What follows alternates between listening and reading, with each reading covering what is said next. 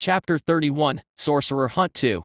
The collector had observed the floating construct for an hour and 42 minutes before it witnessed movement of interest. From the other side of the river bank, a lone human approaching on the back of a horse signaled up to the pillar utilizing a stone capable of shining light. 5 rapid flashes of light. From there, the pillar had quaked in slight but silent movement. Small platforms of a weakly visible, translucent substance formed beneath the pillar, forming into stepping stones for the human below. Visual analysis of the translucent substance alone did not yield any significant information. The wavelengths of light emitting from them indicated only color. There were no anomalous energy readings, though there was a certain degree of heat emission from the substance. As the platforms reached down, the human waiting beneath encountered attack from giant scorpions. The human observed signs of extreme distress but managed to defend himself to adequate degree, observing a show of force with the tool known as a sword. He eliminated one giant scorpion, but his strength was insufficient to ward off the increasing horde drawn to the vibrations generated from the sudden and violent altercation.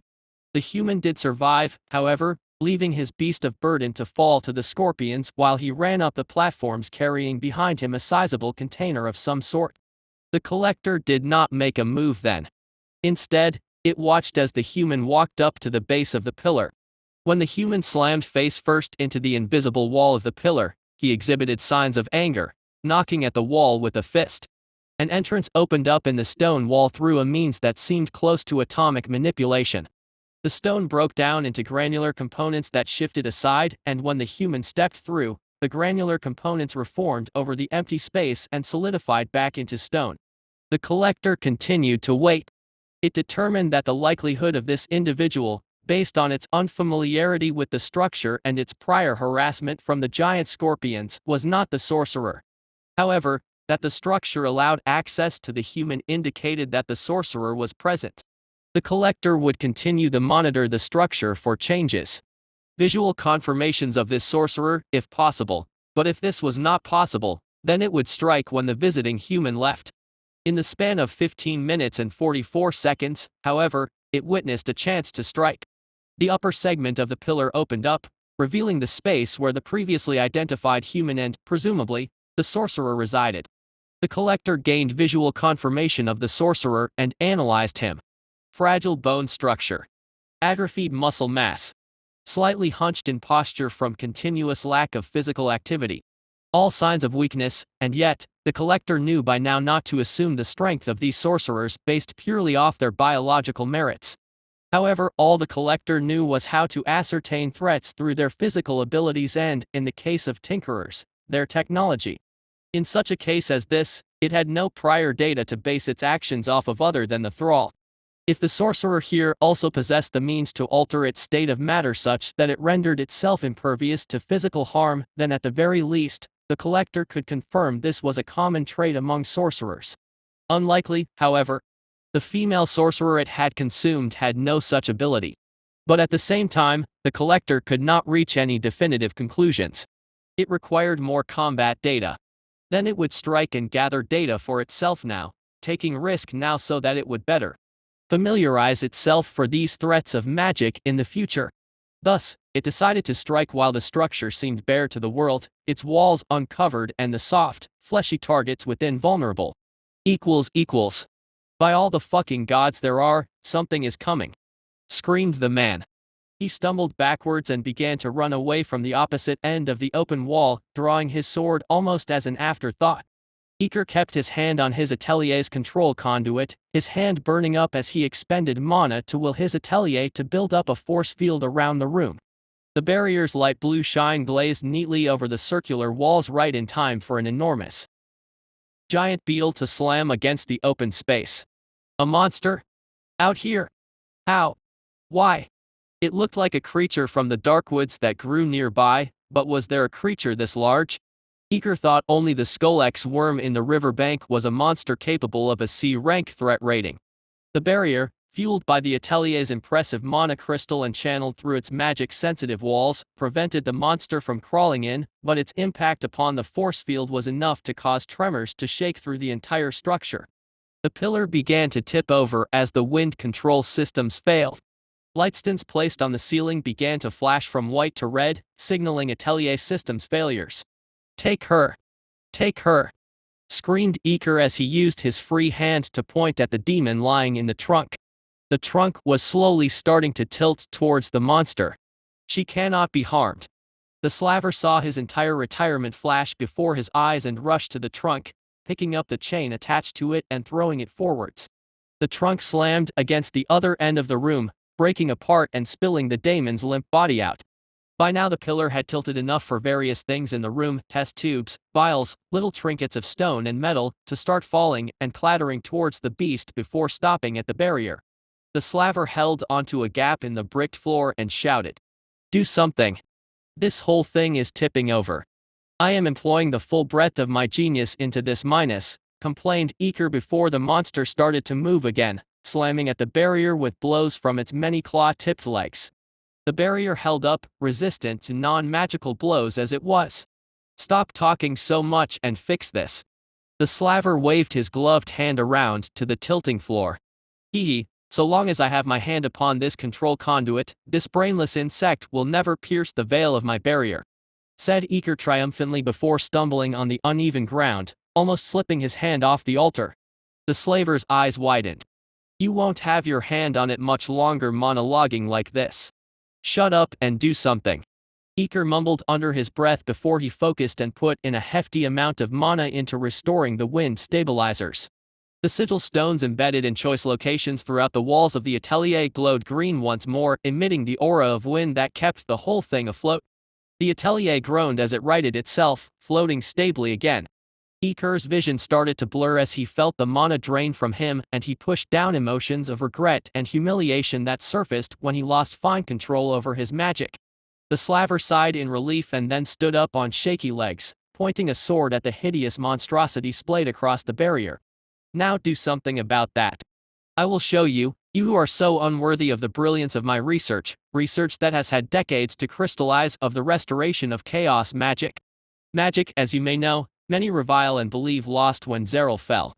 But I alone in my genius am capable of replicating it minus," said Eker as the circuit lines running from the altar and connecting to his palms began to glow from green to black. A black magic circle filled with concentric, gray rings floated over the monster. A moment later, and a beam of pure darkness shot down. The monster reacted nigh instantaneously, latching off from the atelier. But not quick enough. The beam grazed its tail, and though the beam only clipped off a small chunk of the tail, the chaos would spread and disintegrate the entire beast soon enough. Eker watched as the monster fell back down to the muddy depths. "Behold! Might that can replicate even an origin gate itself. Soon, this creature will be reduced to dust." The slaver tiptoed to the edge of the barrier, making sure the monster was gone. He saw the monster fall down, its white figure growing smaller and smaller, and sighed in relief before he noticed that the monster tore off its tail before the disintegration could reach up further to its body. "It's not dead." The slaver looked back at Eker with his hands in the air. "Kill it. Now." "Your simple shouting annoys me," said Eker. "The creature falls now to its death regardless of whether it has escaped my chaos. Behold the reason why my atelier is fortified to the highest extent despite my own pithy mana."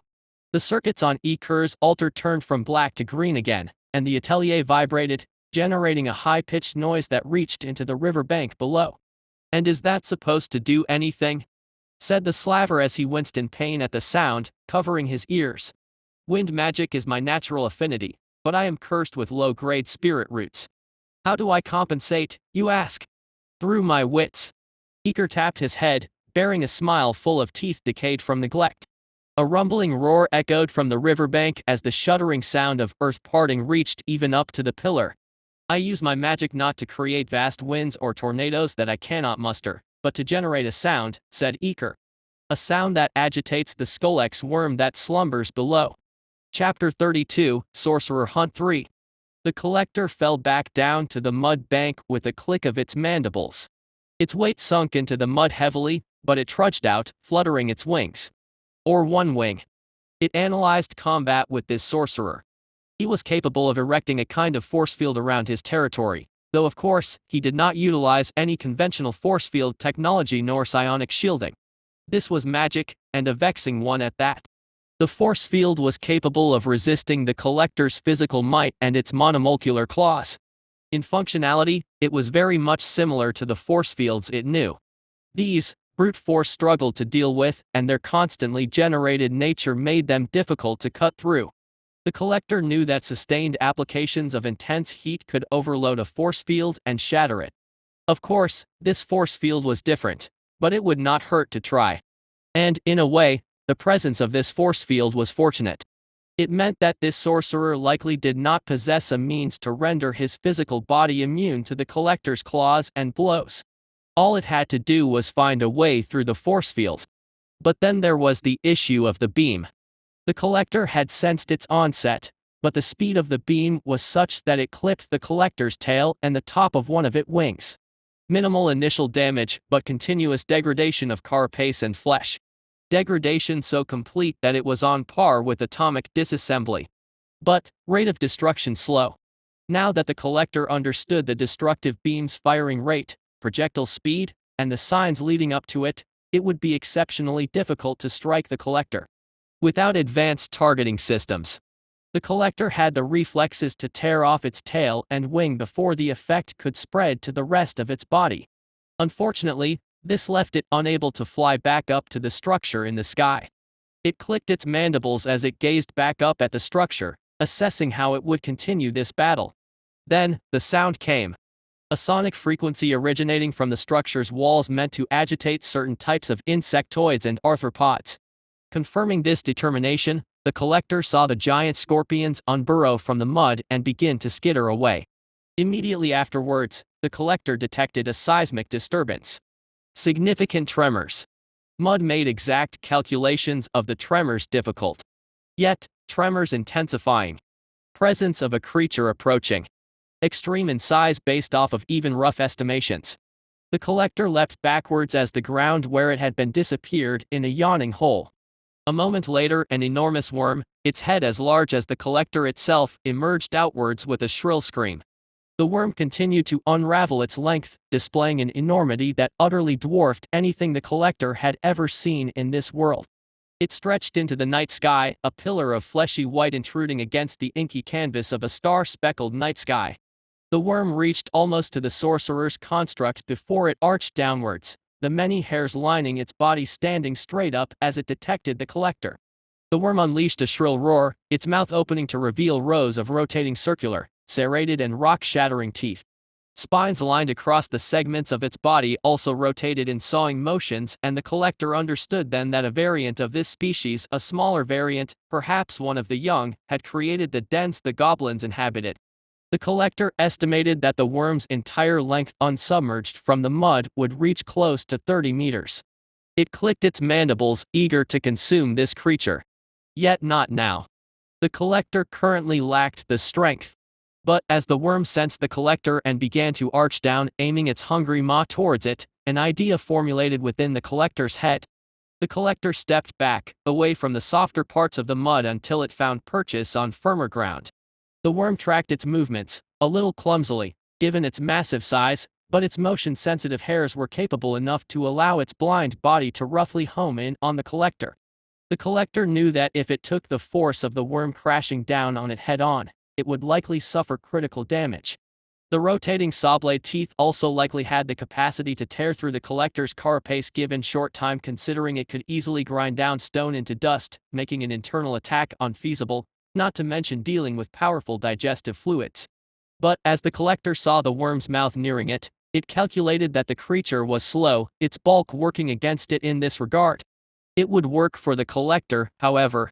Just before the maw of whirring teeth swallowed up the collector, it leapt up in an explosive burst fueled by the jumping Araka legs and coil-boosted ultrafiber muscles.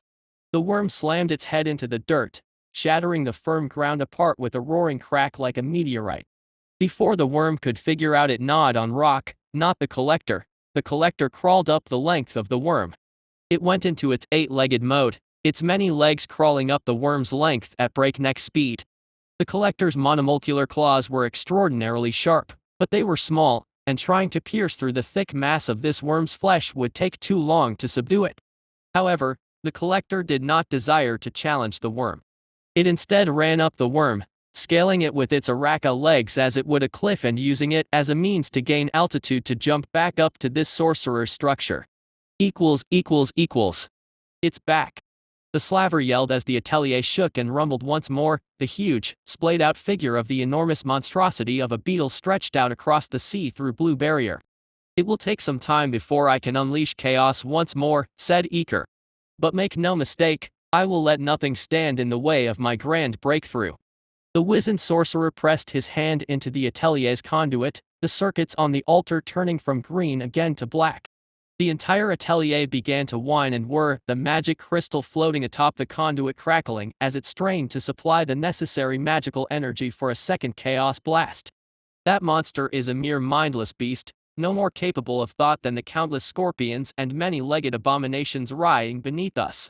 Look, it knows that it cannot pierce my barrier, and yet, it continues to attack it again and again, said Eker. Gods, what is that stench? Fouler even than yours, remarked the slaver as he stood back, behind the sorcerer. Ah, the scent of the Skolex worm. I hear they smell of rotted flesh. It is a good thing my sense of smell has ascended beyond mortal reasoning, said the sorcerer. No, you're just used to your own filth. Never mind, how long until you can strike this creature again? Said the slaver. Worry not and take care of the demon, for without her all hope for this world is lost, said Eker. His breathing began to shallow as mana drained from him, slowly fueling the chaos beam again. As his mana drained, it became harder for him to repress the negative emotions that welled up from uncontrolled mana usage. Regret and humiliation. Regret that he could not have spent his life doing greater deeds, deeds that would have left him immortalized in the halls of Etheria itself, not simply as a footnote in some mortal textbooks. Humiliation that everyone, the Order, all those he once knew as friends, even family, rejected him when they learned the nature of his research meant to rid this world of the undeath. The slaver yelped as the monster suddenly revealed a face atop its body, a face equally as grotesque as its form as an odd combination of goblin and insect features, and began to breathe flame that washed over the barrier. The flame did not penetrate through the barrier, but the residual heat from it did, turning the stone walls beneath the barrier molten. As I channel the chaos that will strike this beast into oblivion, I will tell you of my grand visions, began Eker. I really don't want to hear it, said the slaver. Eker continued. I was disgraced because they said I fouled the laws of life. As a scholar from the sands of Utu and a devotee of the whirlwind herself, the flow of wind, the breath of the world itself, has always been my calling, as has the plight of the people. I have defended countless homes from the searing rays of the sun with my wind conditioning, and yet, I wish to do more. And what problem is not larger than that of undeath itself? Your walls are literally melting, said the slaver as sweat began to pour from his face. The atelier's stone walls were red hot by now, but they were not important, the barrier was, and the barrier stood strong independent of the walls. Among those under the whirlwind's blessed faith, there are those that may guide the breath of life, knitting together damaged flesh and broken bone. But why stop there? Why can the breath of life not call upon those that have fallen, ensuring that their corpses do not come under the curse of undeath? Eker continued, his breathing growing heavier and heavier, and his vision growing duller and duller. He felt something was of, but he could not quite tell why. Perhaps it was due to mana loss, though this felt different. Still, in his light-headed stupor, he continued, his life's work, his redemption, unspooling from his lips now that he had someone to talk to for the first time in decades. But when I devised a way to breathe life into corpses, a method inspired by the golems of Sunda, they still were not immune to undeath. My newly arisen broke from my control, killing hundreds, and years since, I have spent my time hunted and repenting, formulating a way to not only render the dead immune from undeath, but to even remove undeath from those that have already turned. The answer is chaos. Eker coughed, slumping over the altar. What is happening? Wondered the slaver as he too began to feel something wrong, his chest tightening and his eyes burning up. The monster continued to breathe its flame in an unending stream, its face poised close to the barrier. The flame spread across the barrier, but did not pierce through, only some heat. So what was going on with chaos? Long lost and hidden in demonic blood.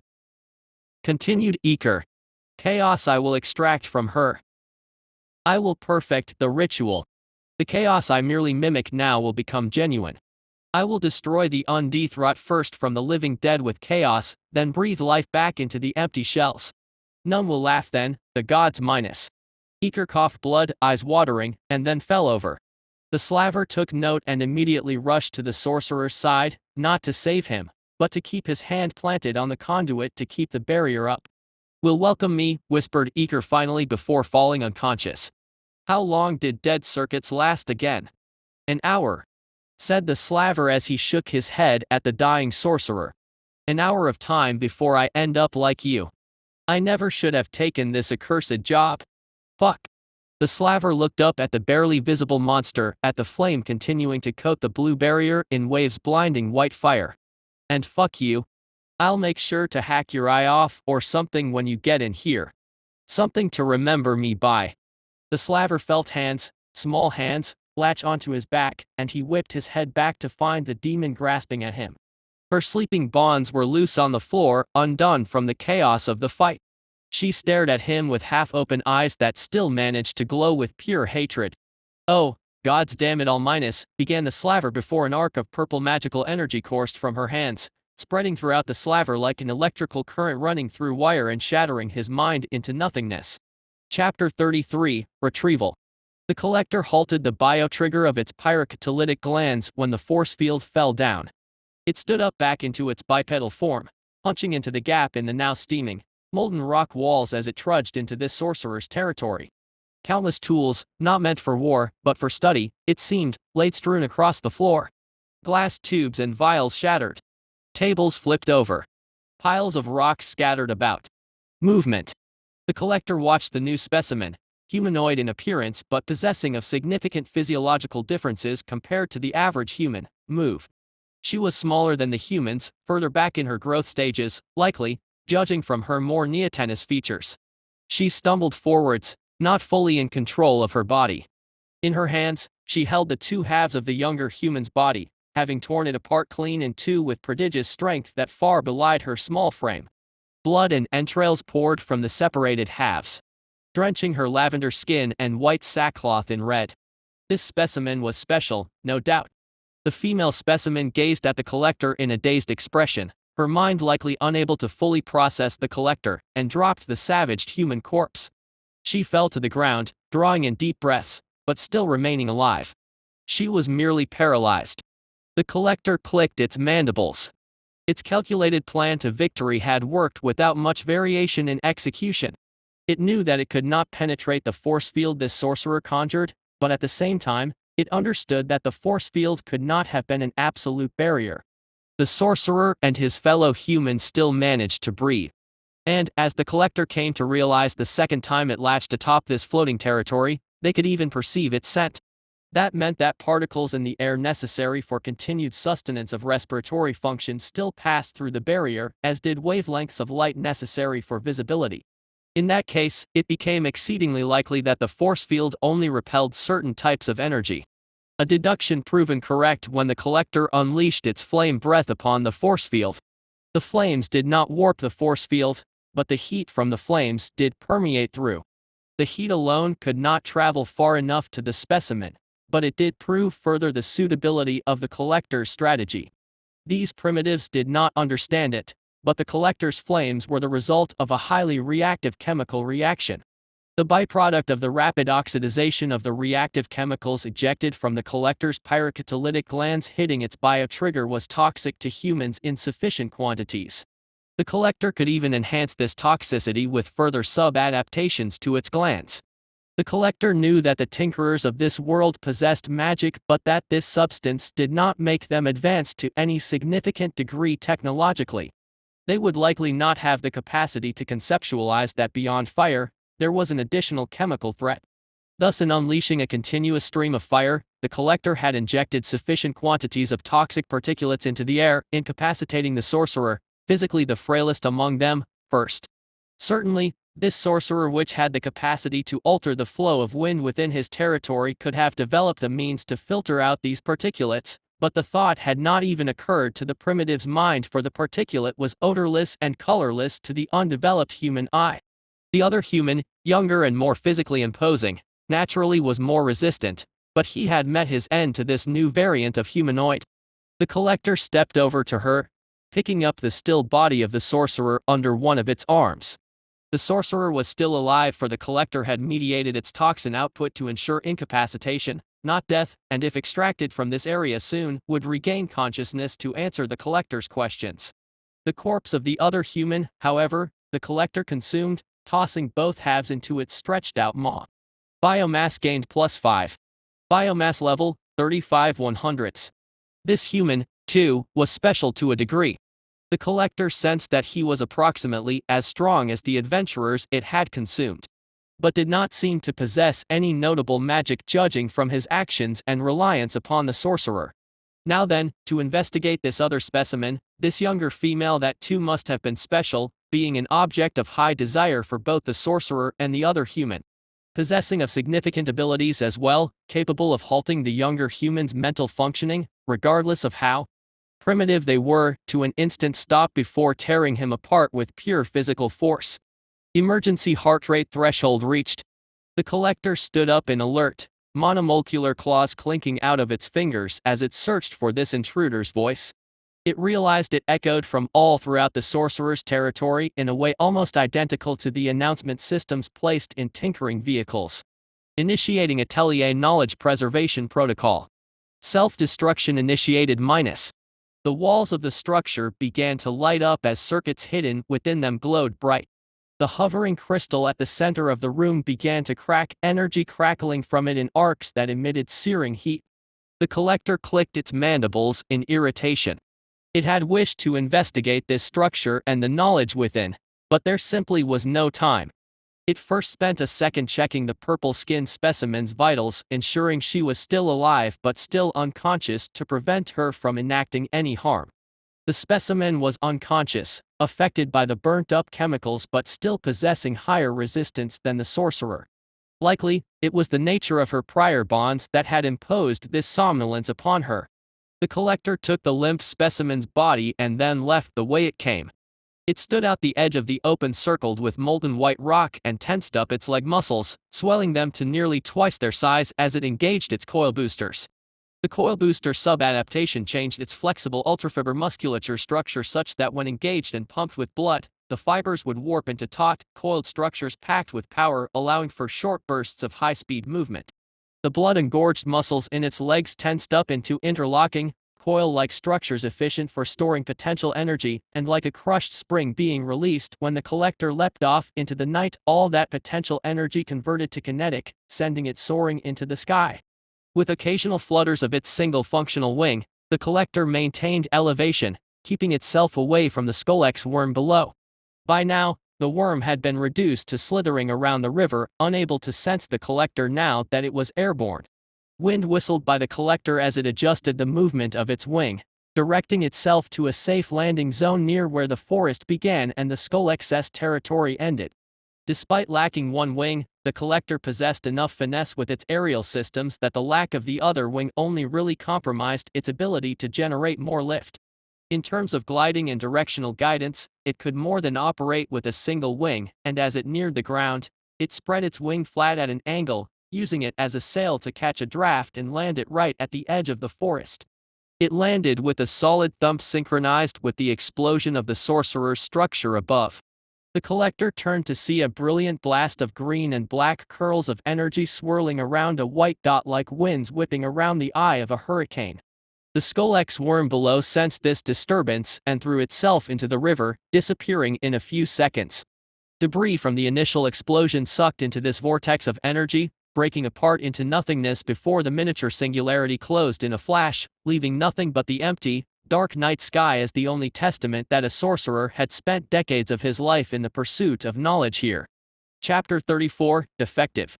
The collector did not carry its quarry far from the Skolex worm's territory.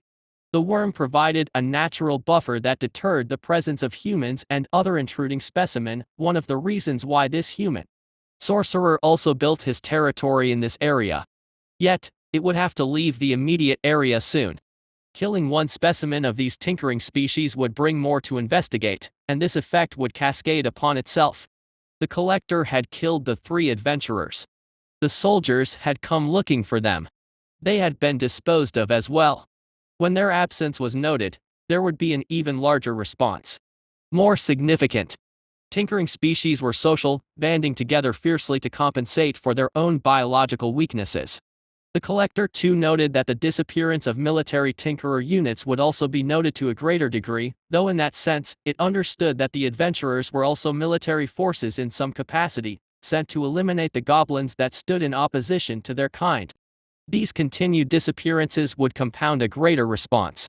The collector would retreat for now until it had the utmost confidence in its capacity to handle threats that utilized magic. Thus, it had dragged the sorcerer and the purple-skinned variant deeper into the forest, further behind the Skolexes territory. This was closer to the darker zone of the forest biome where the humans did not tread, but it did not in there yet. The captives would attract far too many insect-type creatures. Too many distractions. For now, unhindered questioning was the highest priority. The collector inspected its quarry. The sorcerer and purple humanoid variant were each tied to separate trees with binds of Araka silk bundled around their waists and chests. 3 thick strands around the ankles, waist, and chest. Araka silk was difficult to produce in large quantities, but it was much stronger than the silk of the smaller arachnids that littered the forest floor aplenty. Unlike those arachnids, the Araka utilized its silk mostly in hunting prey, using it as tethers to repel their sizable bulk off of. In compromising quantity of production, the durability and adhesiveness of the strands increased. 3 strands was enough to bind the goblin champion, let alone these 2 specimens. The purple-skinned variant exhibited significant degrees of strength compared to her physical dimensions, but none at a level required to tear this silk apart. The sorcerer began to stir, first with a wheezing cough, then with a groan. The purple-skinned variant did not move, having fallen into deeper unconsciousness due to the effect imparted upon her through her bonds. Judging from the slowed rate of her heartbeat that mimicked hibernation, the collector determined that without outside stimuli, the purple-skinned variant would not break from her slumber easily. But this sorcerer was not so lucky. The collector pressed a carapace-plated hand by the aged human's head, monomolecular claws clinking out in visible and ready threat. "Oh, my head, my head. Golem, fetch me some water," muttered the sorcerer with a groan, starting to raise his head. He blinked hard a few times, likely trying to steady his blurry sight. The sorcerer moved unconsciously, and judging from the twitches in his musculature, this was a motion to sit upright, likely to arise from a slumber. The lack of oxygen and the inhalation of toxic particulates had likely induced some level of confusion in this sorcerer, but this would pass with some stimulus. The collector began. It used the flat of its palm to push the sorcerer's head against the tree trunk he was bound to. It regulated the pressure, making sure to wake the sorcerer and keep him maximally uncomfortable, understanding that his head could shatter into a broken pulp at a moment's notice. The sorcerer gurgled as his eyes widened at the sight of the collector. Recognition. Good. The collector could start questioning now. "You are bound, incapable of escape. My muscular capacity is such that your bones and flesh can rip and tear under the slightest of my manipulations. Do you understand?" The sorcerer's pale green eyes darted from side to side as he breathed heavy. His eyes settled upon the purple-skinned variant tied to the tree next to him and he began to struggle violently. However, the Araka silk kept the sorcerer bound so tight that he could not move even an inch. "I sense struggle. Irrational. The moment you attempt to endanger me, you will die. My reflexes are honed to such an extent that if you attempt to utilize any magic, you will die. If the circuitry within your body glows, you will die. If you begin to speak anything that does not hold relevance to the questions I am to ask, you will die." The sorcerer continued to struggle, but aged and fragile as he was, within half a minute, he exhausted himself, breathing even heavier and becoming limp.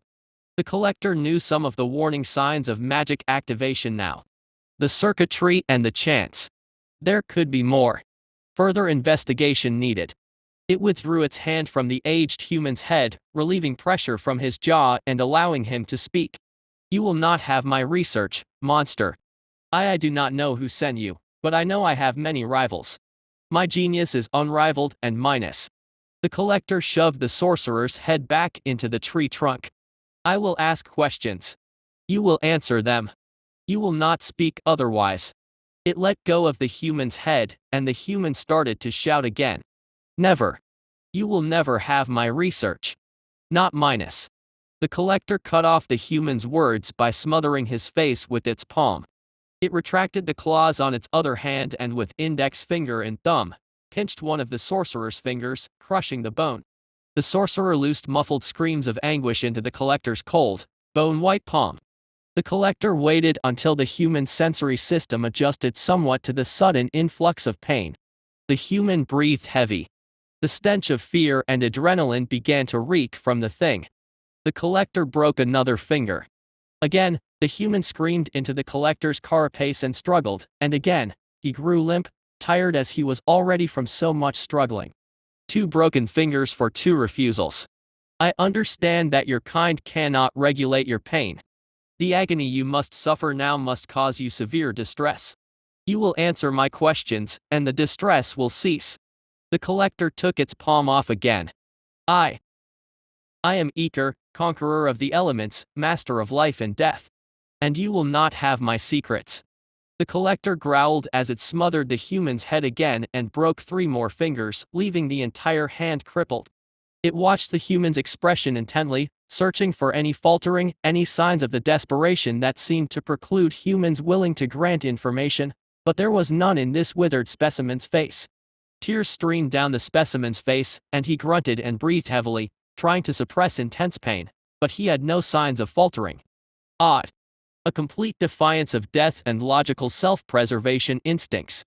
The Goblin Champion operated upon a similar basis before his own demise, but that, the collector could understand. The champion defied death for the fight, a fight engaged in part to defend the rest of his kind. In essence, a guarantee of preservation for the many in exchange for the loss of one, though certainly, the champion was worth far more than the remainder of his brethren. This was not that. This was pure irrationality. An intrinsic defect of the mind, it seemed. No matter the pain nor the threat of demise, this specimen's defective mind simply would not register them. The collector stared at the sorcerer's scrunched-up face with annoyance. The human wheezed out tight breaths with his head forced into the trunk, the wood crushing against his head while the collector's solid palm applied crushing pressure to his throat. Yet, these were only signs of physiological discomfort. The others the collector had interrogated, the soldiers and their leader, the scent of their fear had been different, and it came with a willingness to share information to preserve themselves. There was fear in this one, yes, but only in a natural response to imminent death, not in willingness to share. Did these tinkerers not value sharing information? Did they not wield it as a stand-in for their biological weakness? Yet, were they not living creatures desiring of self-preservation? Why would they desire so to withhold information when their lives, their greatest resource, was threatened? Why were they so defective? Calling these crippled primitives was a mercy. The collector did not hesitate. It tore the human's head from his body in one fluid motion that ended with the head falling into its maw. The collector watched as spurts of blood gurgled from the human's empty neck. It did not attach itself much to conceptions of wasting time. It could not extract information from this sorcerer in reasonable time, so it simply took the most efficient course of action. Dragging this weak specimen around for an extended period of time in the low probability that he suddenly desired to oblige the collector posed too many risks. The collector sliced through the araca threads with its claw and consumed the rest of the corpse. Biomass gained +10. Biomass level, 45/100. The collector noted that this sorcerer did not actually possess too much of the special property overloading biomass. It had roughly double that of the younger specimen from the pillar, but considering the scope of the sorcerer's capabilities and territory, the collector had expected far more. Disappointing. Yet, enlightening as to the nature of magic and its properties. There were direct mechanics as to how magic was utilized, rules it followed, and differences among individuals that influenced it. There were signs of its activation, costs to its usage, methodology to its construction that involved time and research, orders and organizational structures that regulated it, with punitive measures, if necessary, direct ties with the gods. Sponsors of this phenomenon, operators of gates that possessed what was likely a resource necessary for the activation of magic.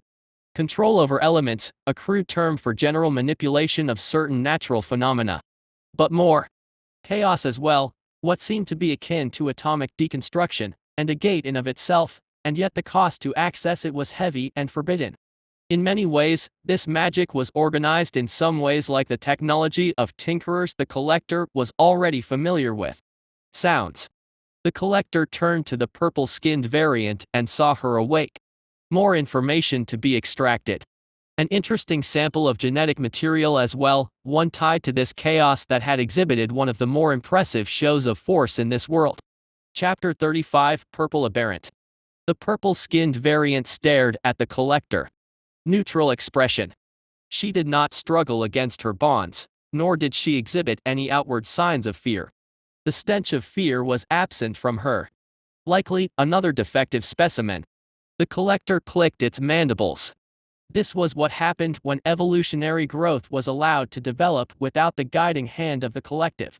It led to defects, aberrations that developed and compounded upon itself until finally, tinkerers arose, species that existed only to harvest and destroy their ecosystems and then move on to others. Regardless, the collector would still attempt to extract information. It approached her, but did not touch her, for it knew that she possessed some means to incapacitate those she came into contact with. Instead, the collector opened its mouth and extended its bio-trigger. It ejected a short burst of reactive chemicals from its pyrocatalytic glands, and an instantaneous burst of flame burst forth, engulfing the variant's hand in a mirage of blue-tinted white. The cloud of flame lasted for a single instant to prevent a fire from starting in the forest, but that instant was enough to sear the purple-skinned variant's hand. The flesh warped, curling up and twisting into strands from the heat like paper crumpling under a match flame. The skin crisped and cracked, some parts already welling up into blisters. Interesting. It would seem that these purple variants, these demons as they were called, possessed physiology extremely similar to that of humans. However, more durable. Even an instant of exposure to the collector's flame would have blackened human flesh into charred carbon. This specimen retained the relative structural integrity of her hand. The demon winced as she felt pain assault her, for the collector knew that among pain's burns were one of the more severe kinds to the nerves of humanoids. Yet, the specimen adjusted quickly, returning to neutral expression after an initial display of discomfort. The collector analyzed her. Physiologically, the specimen appeared to be quite young. If compared to the growth cycles of humans, then this variant would be approximately 12 to 14 years old. At a maturity level that would not indicate significant deterioration of neural functions. However, the collector could see outlines of healed wounds across the specimen's body. A network of lacerations, torn patches, and burns of all shapes and sizes. In such quantity that it seemed her entire body patterned with them. Judging from their dimensions, none caused through conventional biological weaponry such as jaws or claws. All caused through tools. Atop her forehead, there was a burn fashioned in the shape of a 9-pointed star. A crude visage of a solar body, it seemed. Likely, a marking seared into the flesh for classification purposes. The collector clicked its mandibles. It would seem this specimen had endured significant bodily harm to it over time under the manipulation of its fellow tinkerers. An explanation for its noteworthy pain tolerance. And a testament to the defects of the tinkerers. They were not united. They savaged and brutalized each other. Warred with each other. Did not know how to act for their own greater interest. For their own collective good. The collector would spare this specimen from the shortcomings of her brethren and induct her into the welcoming breadth of the collective. But first, she would have to earn that privilege with information. You too are a specimen that seems capable of utilizing this phenomenon known as magic. Yet, your apparent age indicates that you should not have significant degrees of experience with this magic. Still, you will answer my questions. The collector trained its bio-trigger on the purple-skinned variant's head, ready to melt her skull into liquid lest she attempt any sort of vocalization for magic. The purple-skinned variant nodded. She closed her eyes. The collector analyzed this movement, attempting to sense hostile intent. There was no telltale sign of magical activity, and then, "Thank you." The collector clicked its mandibles in reaction. It heard the specimen's voice ringing not through its external auditory systems, but internally, through its minds, or, more specifically as it recognized, the latent psionic channels imbued in its neurons. Thank you for killing them. I wanted to kill him for so very long. I wanted to kill them all. Seeing it happen minus. Cease this psionic communication, said the collector as it aimed the biotrigger at the specimen's head. The collector possessed natural defenses against psionic attacks in its original state, but right now, undeveloped as it was, it had some vulnerability to them, although it would still take a powerful psionic to accomplish such a feat. Sigh. Phoenix. Came the wondering thoughts of the specimen. She blinked, then opened her mouth. There was no tongue, just a root of flesh useless for vocalizing anything. Judging by the scar tissue surrounding the root, it was evident that the rest of the tongue had been torn off long ago. I can't talk. Not normally. I'm sorry, forgive me for being so broken. But I can help you. I have a feel for what you want. You want to know what magic is. I can do that for you. I can teach it. The collector noted the specimen's confusion of the word Phoenix. Indicated a lack of experience with Phoenix. Indeed, this did not feel entirely similar to the psionic communications that the collector was already familiar with. It was weaker in presence. Not at all nearing the levels required to penetrate even the collector's current inborn psionic defenses. The collector reassessed the specimen's threat level and decided that it would be more beneficial to obtain information from it. Provided, of course, the specimen did possess the adequate knowledge. You will tell me of this phenomenon, this magic, and you will explain it to me in sufficient detail such that it satisfies my understanding of it. Then, I will determine whether I may utilize it, said the collector. You can. You already are a little bit. I may be worthless, but I know magic. I used to study it. I can see it. I see it in you. See it better than others. You have mana, latent mana, it was called, conveyed the specimen, lingering on the word latent with a degree of unfamiliarity like a word she had memorized in rote practice without truly understanding it. She stared at the collector with open eyes, and the collector noted then that her eyes did not hold much of anything in them. No conveyance of emotion. They were simply permanently screwed into a wide-eyed stare that once must have been the product of fear but now had carved itself deeply into her as a default expression. Beneath that gaze, her body language and mannerisms showed that there was no fear, no sense of self-preservation, merely a sense of aberrant stillness. Highly defective in the mind. Yet, unlike the aberrant sorcerer, it seemed willing to part with valuable information. A defect working towards the collector, then. I simply have to open your spirit roots. Then, you will know. You will see. I know. I know that someone like me should not be asking anything of you, of anything from anyone, but for this, I want you to do something for me. The specimen's eyes managed to convey a slight shimmer of emotion. An aggressive emotion. The kind she had exhibited before when she had torn apart the younger human. Can you kill them? All of them? I don't care who. Humans, fairies, elves, Xian, even the gods, if you can. Chapter 36, Knowledge of Magic. You desire the elimination of your fellow humanoids? The collector queried. The purple-skinned variant cringed, refusing to look directly at the collector. I am sorry, I didn't mean to ask for anything. The collector clicked its mandibles. Curious. Your neural defect causes you to discard natural instincts for self-preservation and preservation of the social group, rather, you desire their demise. Yet, your request is unnecessary. The destruction of life upon this primitive rock is inevitable, regardless of your desires. Yet, to understand your intent is difficult. Explain why the elimination of your kind would be beneficial to you. Because I am broken, and I am worthless. The purple-skinned variant's lip trembled for a moment before setting cold and still. That's what they told me, all of them, all the horrible people, and at first, I didn't believe them. I didn't want to believe it. But the more I got hurt, I thought, maybe. They're right. Nobody wants to save me because I'm worthless. That made me so confused because Mama always told me I was meant to do something big, that I meant something, but I'm not so sure what that means now. All I know is that people always take and take from me, and now, I want them to lose and lose as much as I have. I am too weak and broken and worthless to make them feel that, but you can do it. Pathetic, said the collector.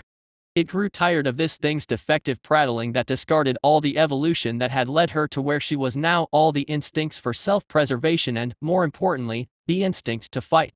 You tinkerers always desire something other to compensate for your weaknesses. A technical breakthrough or tool or any manner of trinket to facilitate the faultiness of your forms and minds. You do not rely upon your own evolutionary might, and now, see where that has led you. A casualty not against predators, but of your own kind. Even now, you do not fight. Even prey fights when it is cornered, but even this fundamental instinct has been excised from you. The purple-skinned variant at first cringed at the collector's words, exhibiting fear for the first time, not through a display of pain or force, but a verbal confirmation of her lowliness. Yet, as the collector ended its dialogue, the variant perked up, blinking, an expression of wondering beginning to tint the light of her eyes.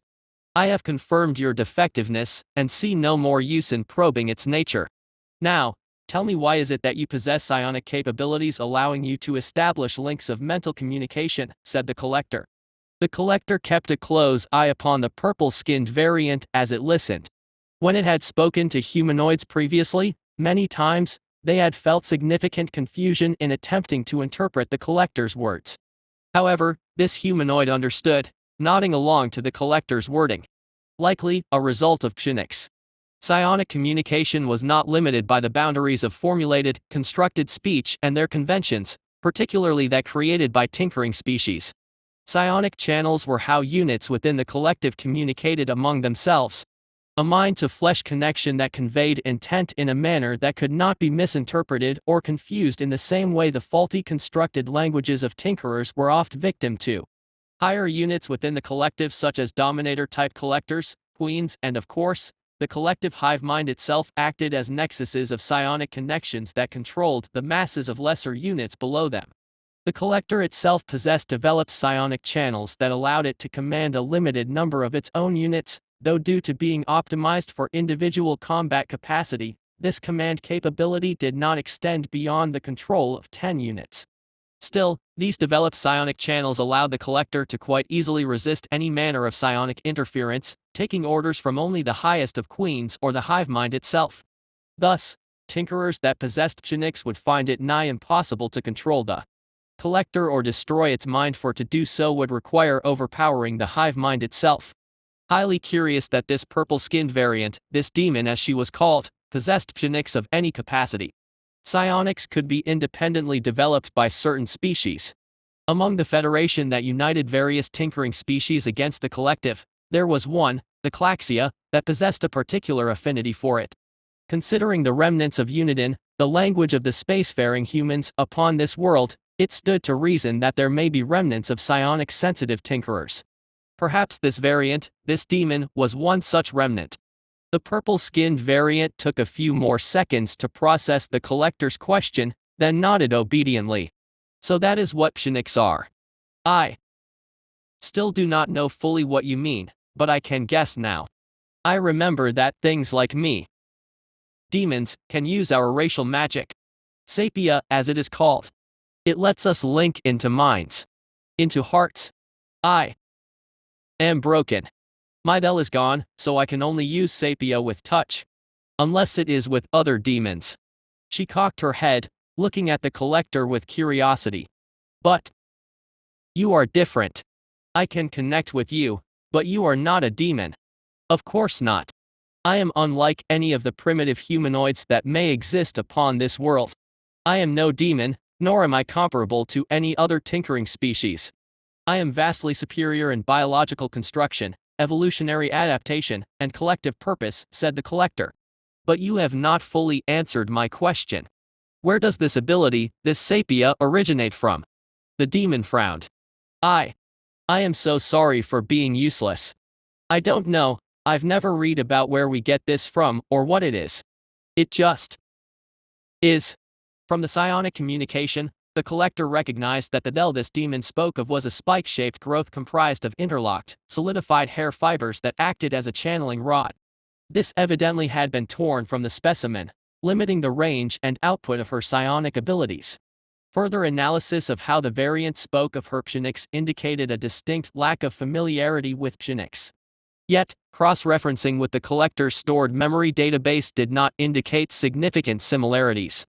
The Klaxia were a bipedal, blind and four-armed species that possessed protrusions of flesh at the base of their heads rooted in their neural networks that acted as channels for their psionics. This specimen possessed vast physiological differences from the average Klaxia, and the only similarity, this construct of hair known as Adel, also was significantly different. Likely, this demon subspecies was an extremely distant remnant of the Klaxia's colonizing efforts, and yet, odd. The Klaxia and humans had warred against each other until the emergence of the collective to unite them against a common threat. Then how could both humans and Klaxia leave remnants of their civilizations upon the very same world? The collector would not obtain answers to these questions from the specimen before it. She did not possess the adequate knowledge. However, knowledge of magic, more immediately useful information, should be present within her. Then tell me of this magic. You state that you are capable of teaching me this phenomenon, that I am already utilizing it in some capacity. Explain to me the connections that exist between the circuitry that appear on your bodies, the channeling points known as gates, and the species known as gods that seem to hold dominion over these energy sources. The purple-skinned variant cocked her head and raised her wide eyes up in thought, remembering. She bit her lip in concentration in the same nervous way a student would in trying to remember exam questions. Ah, I remember the teachings now. One of the first ones. She began to recite memorized knowledge, her eyes still looking up but without the nervousness now, more distant, going back to a place in her past that evidently was better than now, her usual tense, anxious expression mellowing out into one of academic focus. Every living being possesses spirit roots that line their bodies.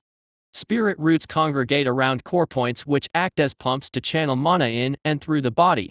As their name suggests, spirit roots are spiritual in nature, intangible and yet anchored to the physical body. In many ways, they can be considered the spiritual cousins of blood vessels, with core points being equivalent to the heart.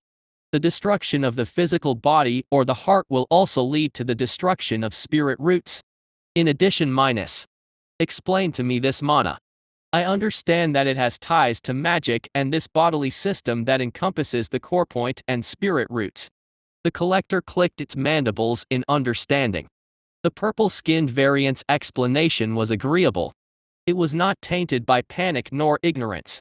It was pure recitation, some of which contained vocabulary that evidently exceeded her own understanding, and that also allowed the collector to confirm that this magic was indeed also a field of study, something that was learned and built up upon through experience and research. And this specimen was learned. She had memorized, yet she had not mastered. Expected considering the early stage of her growth. The purple-skinned variant nodded. She was more at ease now, and with her mind in the right place to remember, she spoke easier, faster. Mana is the essence of magic.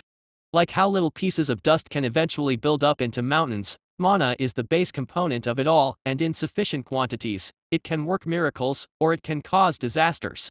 The key is in control. Mana is in the air around us all. It comes from the world itself, and it is imbued in every living thing. It is the miracle of life that cannot be explained. And more so, it is the miracle of thought, of emotion. Thus, the key is in control, and control is emotion. Living creatures that cannot experience emotion may possess mana, but they cannot express it. They cannot feel it and they cannot direct its flow. They enjoy only the basic essence of mana that allows them to live. With proper molding and control of emotions, one may shape the mana within oneself according to the color of their souls. Chapter 37, Knowledge of Magic 2. Where is it that you have obtained this knowledge? Said the collector as it clicked its mandibles in further understanding. The specimen did not give the collector information that was specific to its questioning, and this likely was due to the fact that she herself did not fully grasp what she had memorized. She instead recited to the collector simply what she had committed to memory in its raw form, but even this information was vastly more useful than anything the other humanoids it had interrogated had proffered. The collector did not see any knowledge as waste. It would sift through whatever she gave it, picking apart what was useful and storing the rest.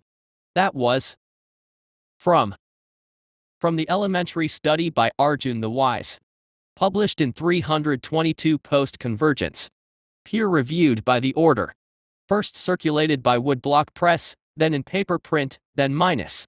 A record of knowledge, said the collector, halting the tide of drivel that came from her. It might have been fine with some levels of extraneous recitation, but it would have to steer her from too much rambling. You have committed a significant degree of knowledge in these topics to your mind. Are you alone in possessing this knowledge, or is it the norm among the rest of you tinkerers? Among this order of yours? I think I am special. Was special. I learned so much from Thorian. He was my teacher minus, she swallowed down a lump forming at her throat. Before they took him when they took me. He said I was special and that I learned so fast and got to know so much. The specimen grew quiet, processing her emotions. The collector clicked its mandibles. The quality of information you give deteriorates when it is outside the boundaries of your memorized knowledge, it seems, affected as it is through unlocked emotions. Then no matter, I will proceed to more useful questioning. I understand now the nature of mana and how it interacts with these bodily systems known as spirit roots. The presence of this thing known as a soul or spirit I will simply extrapolate as a primitive categorization of psionic signatures. Now I will ask again, tell me this time the ties to the circuits inlaid within your bodies and the connections to gates and gods. The specimen nodded, snapped out of reminiscing once she heard the collector's voice. She tilted her head again and started to think again, taking some time to remember. Arjun says that when emotion fluxes, and when its flow is controlled, the core point opens. When the core point activates, the many spirit roots that all intersect upon it also awaken. The initial burst of emotion used to activate the core point is often called a trigger, though it may go by different names in the other realms. However, across all 7 realms, even in Avesta, the elusive realm of astral waters, the fundamental mechanics of magic remain the same.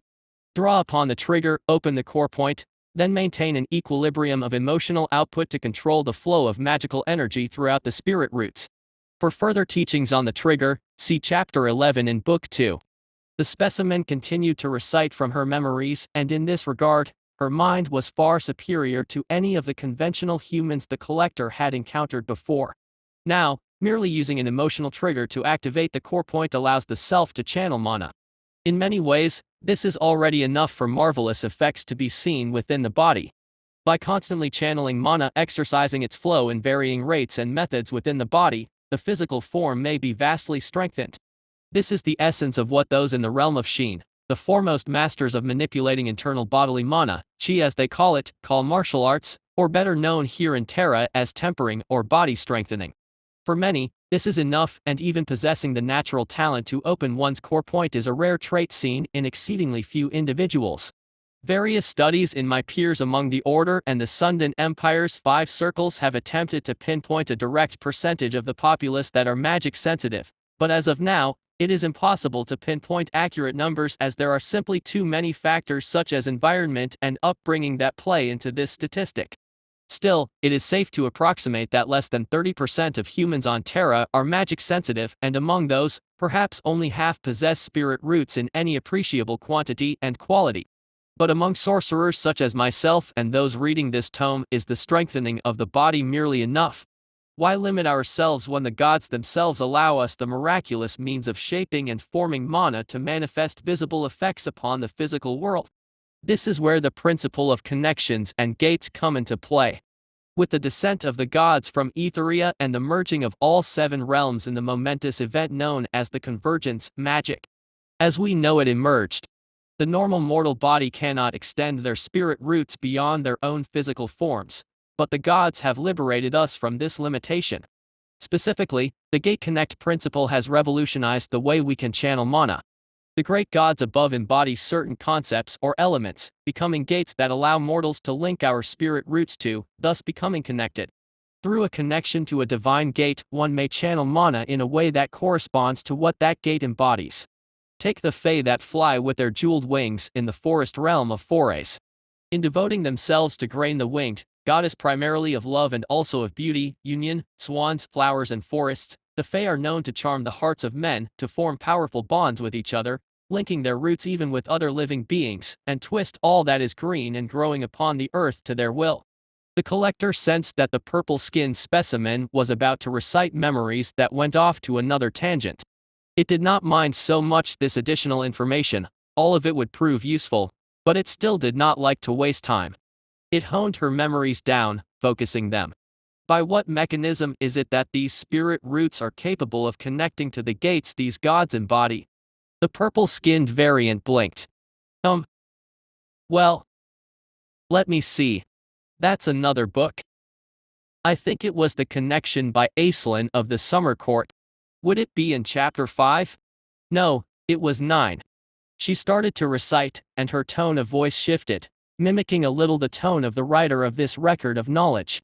Take your heart, your soul, all your emotions, all you who wish to become unbound and connected. Take those precious pieces that form heat and warmth within your chests and devote them in service to your God. The connecting ritual will be different from God to God. For our beloved grain, it is in partaking of her rainbow scales, allowing her warm essence to fill our own wings. Other rituals may be harsher.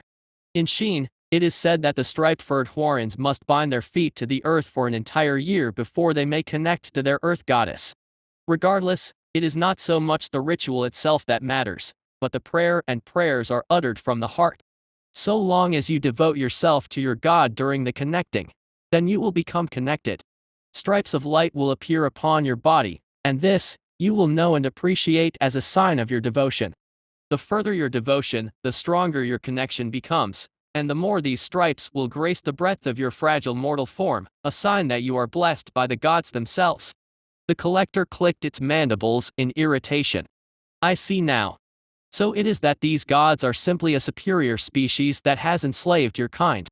They hoard gates, a primary function of this resource, this magic, among themselves, sharing it only among you lessers in exchange for devotion. Useless to me. I will not submit myself to any primitive, no matter how great they consider themselves, for my purpose and loyalty lie within the infinitely grander purpose of the collective. But this other magic, this body strengthening and tempering does pique my interest.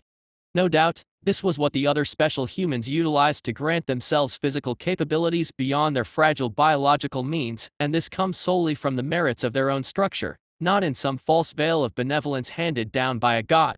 Chapter 38, Mobile Information. The collector sensed that enough time had passed for it to begin moving. Daylight began to seep through the leafy folds of the forest canopy above. It did not want to stay in this area for long due to the risk of continued humanoid investigations. However, it also did not wish to lose the purple-skinned variant as a valuable source of information yet. From the purple-skinned variant's rambling, the collector had learned much. Almost all it needed to know of this magic phenomenon as well as a great deal of this world. It would continue to extract as much information as possible from her until it became no longer feasible to do so, at which point, she would be welcomed into the collective for her service. You will continue to provide me with information as I move. You will not struggle, nor will you attempt escape, though I sense that you already understand this. The collector used one of its finger claws to cut the 3 strands of webbing tying the purple-skinned specimen to the tree. The specimen fell down to her knees when she hit the forest floor, her body exhausted beyond measure. Curious. It seemed her mind operated independently in terms of energy expenditure from the rest of her body, maintaining an active sharpness to it even as the rest of her bodily functions failed. And you will provide me with a sample of your biomass. My processing power is such that I do not require whole, live specimens, but there still must be enough complex biomass to sufficiently extract a genetic code from. For you, I calculate a hand's worth is sufficient.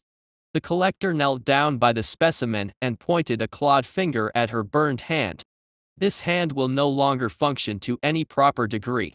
The flame from my pyrocatalytic glands is both incendiary weapon and biological hazard.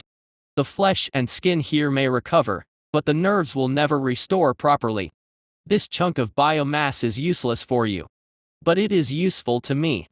Useful? The specimen looked up to the collector with cocked head.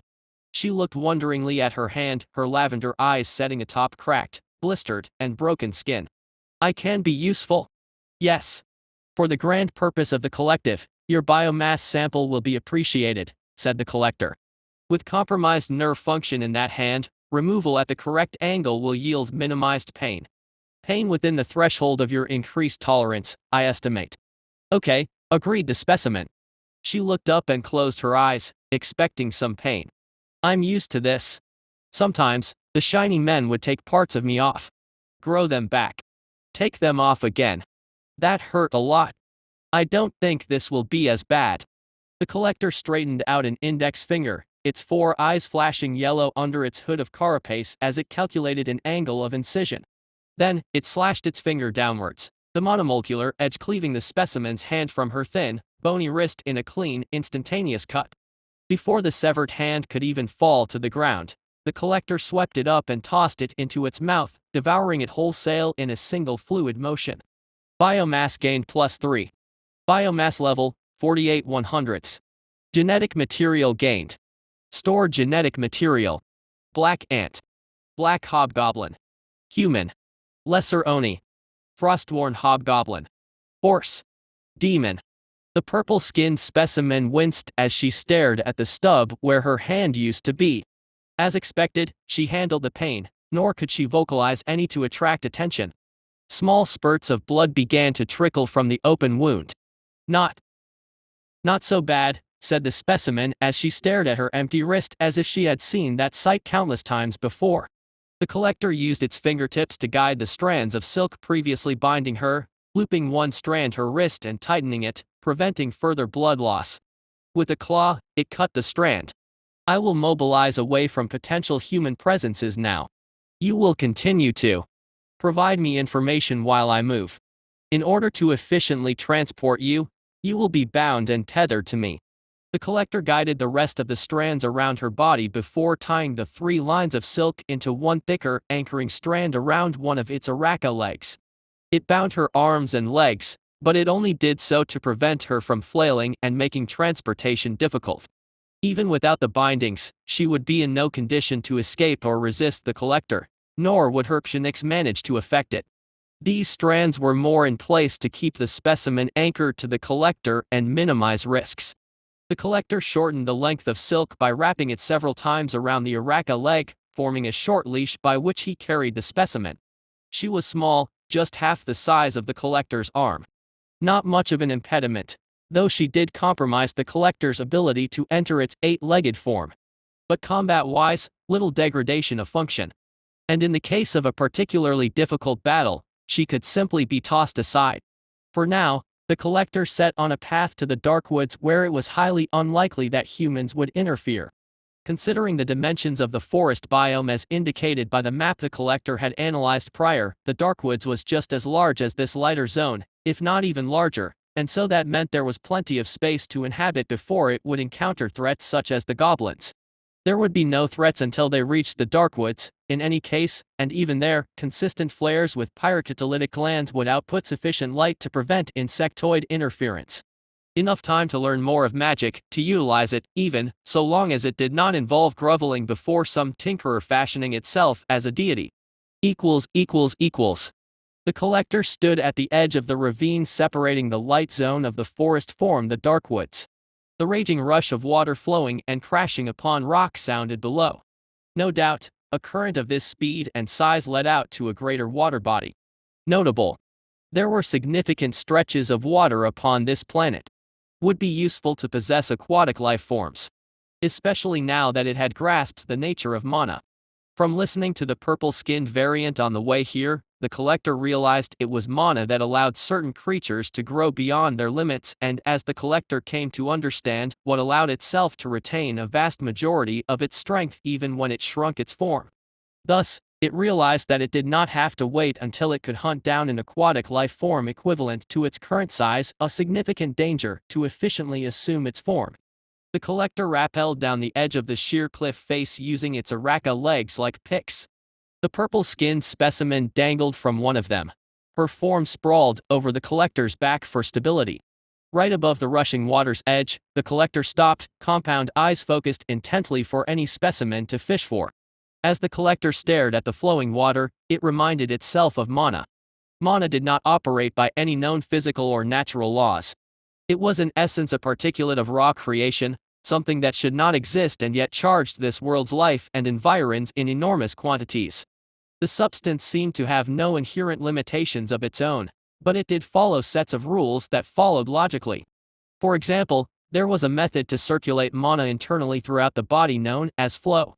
Accelerating that flow would strengthen the body physically. Then there was guard, a method to condense mana in certain spots to greatly increase the durability of certain areas. However, one could not utilize both at the same time with great effectiveness, for they were inherent opposites to the other. Flow required an even spread of mana throughout the whole body, while guard required condensation in one point. In these ways, mana could be considered a body of water, a finite resource. Those with more spirit roots and better cores possessed deeper wells. Those with better experience could circulate the water better, do more with smaller amounts of it. Regardless, some currents, some methods of utilizing mana, clashed with others, preventing concurrent usages or increasing drain. A flicker of blurred movement underneath the water's surface. The collector reacted instantaneously, one of its Araka legs spearing down. The claw-tipped leg broke through the water with a splash, and with the appropriate calculations to account for the water refracting light and distorting vision, the leg struck true. The collector withdrew its leg from the water and brought up a wriggling fish to its face. The creature was simple. 1/2 meter long lengthwise. Gills for circulating oxygen through the water, a desirable adaptation. Sets of dorsal, ventral, and caudal fins along with a sleek body for hydrodynamic movement. Black scales that grew dark in the water for obscuration purposes. Weak and mundane compared to many of the creatures it had previously devoured. A remembrance of the worm. The collector suppressed a flare of warmth in its chest. Desire to fight and consume a worthy opponent. Would require more strength beforehand. The collector devoured the fish in one gulp. Biomass gained +2. Biomass level, 5100s. Genetic material gained. Stored genetic material. Black ant. Black hobgoblin. Human. Lesser oni. Frostworn hobgoblin. Horse. Demon. Dull-scale rohu. Tell me, are there predators of significant danger in these waters? Said the collector. I don't know. I haven't studied much about fish. I don't know where we are, either, came the response from the demon. We are in a forest known as Anandara to the natives of this land, located within a greater region of a governed body known as Sunda, said the collector. Ah. Sunda, the land of sorcerers. I have always wanted to come here. A long time ago, I did. But not like this. The variant wriggled on the collector's back, taking a look up at the ravine and the grass and forests lying atop the cliff face. Does not seem so special, though. This land is largely untainted by the corruption of tinkering advance. There is much life that grows here unbound by the artificial limitations imposed by the approach of tinkering civilization. Only the neutral hand of evolution guides the life here.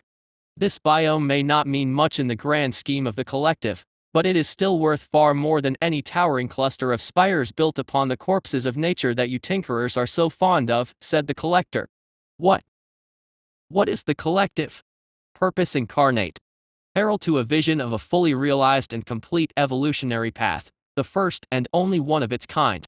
And I am herald to it, soldier for its great purpose until it is realized fully. What is it like? In the collective, there is naught but pure life. Countless life forms across many planets and evolutionary branches, all unified to one single purpose of growth. There is none of the self-destructive discord that plagues you tinkerers. All are one. The demon slipped into quiet thought. I sense you are largely unfamiliar with this land.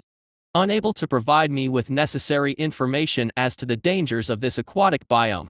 Then I will risk no more and move on. The collector looked up to the other side of the ravine. Its muscles started to swell as it charged up the coil boosters. In its legs. With the legs alone, it could not reach high up enough, but with careful lift generated from its single wing, it could. With the appropriate calculations performed, the collector leapt up, rock-shattering from its feet as it sailed up in the sky. With flutters of its wing, it flew up higher and higher, sailing up several meters over the opposite edge of the ravine before landing upon solid ground again. It stared up at the edge of the dark woods, seeing the trees rise up like a wall of darkness. It clicked its mandibles. This biome would suit its needs. Not only to conceal it, but also in finally tearing the goblin thrall from limb to limb. Chapter 39, Flight and Hunting. The purple-skinned variant stirred from the collector's back. "You can fly," she said. The collector brought the Araka leg she was tethered to in front of its face. "With the correct adaptations, airborne maneuverability is but a basic form of locomotion for me," said the collector. It clicked its mandibles. "Now that I have ascertained the enriching nature of this planet's atmosphere, it would be prudent to assimilate a species with appropriate flight structures better equipped for aerial movement than this beetle. Yet, a distinct lack of airborne species apparent in this area." "Ah, I remember," said the specimen, her eyes alight with recognition. "It is early summer, I think, and during this time, I have heard that in Sunda, large swarms of locusts will cloud the sky. Big swarms of big locusts that can even eat people whole. Usually, the birds leave this place then." "I see." The collector clicked its mandibles. "Yet, I have not ascertained the existence of such creatures so far. When there is a monsoon rain, they will fly is what I have heard. Though I have never seen it myself. I would like to see that, too. I read much about many things, but I never saw much of it." The collector could sense the humidity of the surrounding atmosphere through its sensitive hair's adaptation and the moisture-absorbent spiracles dotting its carapace. With these, it could approximate the onset of rainfall, yet the reliability of the predictions were unstable. Still, it would be prudent to consume one of these airborne creatures, these locusts, when they appeared. For now, the collector did not place flight on a high priority. It knew that this world might not have possessed significantly advanced technology, but in its place, magical constructs existed, and these could be even more dangerous, even more unpredictable. Becoming airborne was an exceptionally easy way to become an easy and visible target prone to discovery by even the most basic of sensory systems. "I always wanted to fly," said the specimen. She stared down at the ground as she dangled from her silken bonds. Then, she looked up to the sunlit sky before it would cease to be visible in the choking darkness of the dark woods. Everything seemed so simple up there. So free. With wings like the birds, you can just go up and run away and never look back down. The collector clicked its mandibles and began to move into the dark woods. "Ridiculous. You would desire an adaptation beyond your means simply as a means of escape? That is fundamentally a mindset of prey species that exist under the constant fright of death by superior jaws or superior muscles. They do not choose to fight. They choose to flee. Thus, they grovel at the lower rungs of the food chain. That you would be content to waste an adaptation simply on such means proves to me only further that you tinkerers are merely compensating for inherent weakness with your trinkets and technology, and now this magic. Stripped from the crutches that support your debilitating weaknesses, all of you are merely but prey." The specimen grew quiet, fearful of the collector. "I'm sorry, Minus," she began. The collector glided under the endless shadow of the dark woods, hearing the distant chitter and chatter of insects on the forest floor. An expression of apology. "Unneeded. This is simply the nature of tinkerers such as yourselves. It cannot be changed. Remorse for the unchangeable is impractical. A waste of mental resources. Instead, divert those resources better towards providing me with information." The collector knew it would take time for this purple-skinned variant to grant it all the information it wished to know, and so instead of wasting time, it hunted. While she spoke to it, the insects of the dark woods were largely tactile creatures that sensed movement through vibrations channeled through the air. However, the purple-skinned specimen communicated through psionic channels, leaving her undetected to the writhing masses below. The collector's Araka arm stabbed down in precise and mechanical motions, skewering 2 beetles and 1 centipede. It consumed as it moved, its Araka arms raining down like homing missiles to cull some of the endlessly writhing mass of bugs at its feet. Biomass gained +1. Biomass gained +1. Biomass gained +1. Biomass level, 53/100ths. Genetic material gained. Store genetic material. Black ant. Black hobgoblin. Human. Lesser Oni. Frostworn hobgoblin. Horse. Demon. Dull scale rohu. Lesser great centipede. Lesser great beetle. Gaining biomass was slow as the creatures of the Darkwoods no longer provided much nourishing mass, but it was better than doing nothing while the specimen spoke. Excerpt from the compiled scrolls of the First Circle, published 500 PC. Began the specimen. The collector listened as she regurgitated information, this time about the types of magic. As she did so, it continued to hunt. Only once it had a full grasp of magic would it decide to incorporate it within its combat systems, for though it was inclined to utilize magic, it wished to know as much about it as possible beforehand. By the time the specimen had sated the collector's curiosity, it would hopefully have hunted enough to reach the next metamorphosis level to heal all of its wounds. With both a fully restored, level 6 metamorphosis form and magic, the collector would finish what it had started. It would annihilate the goblin thrall and their self-styled lord as well as any survivors that did not possess notable information. The collector hunted for 2 hours.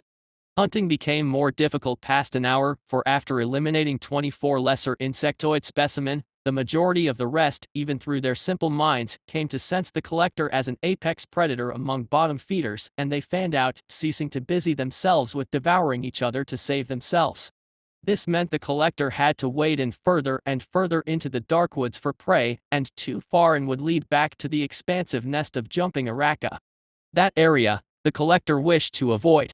It was difficult to hunt there, and hunting the Araka themselves was risky, for one misstep could trigger a chain reaction of Araka leaping down and swarming the collector. The collector instead did not move straight into the Darkwoods but traveled in a circular path around its edge. Throughout the time it took to hunt, the collector had bid the purple-skinned specimen to continue talking. In this way, she enlightened the collector much on the nature of magic.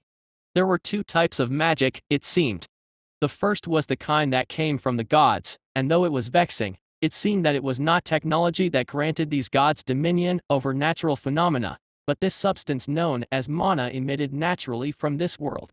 Magic granted by the gods and their gates was known more specifically as sorcery.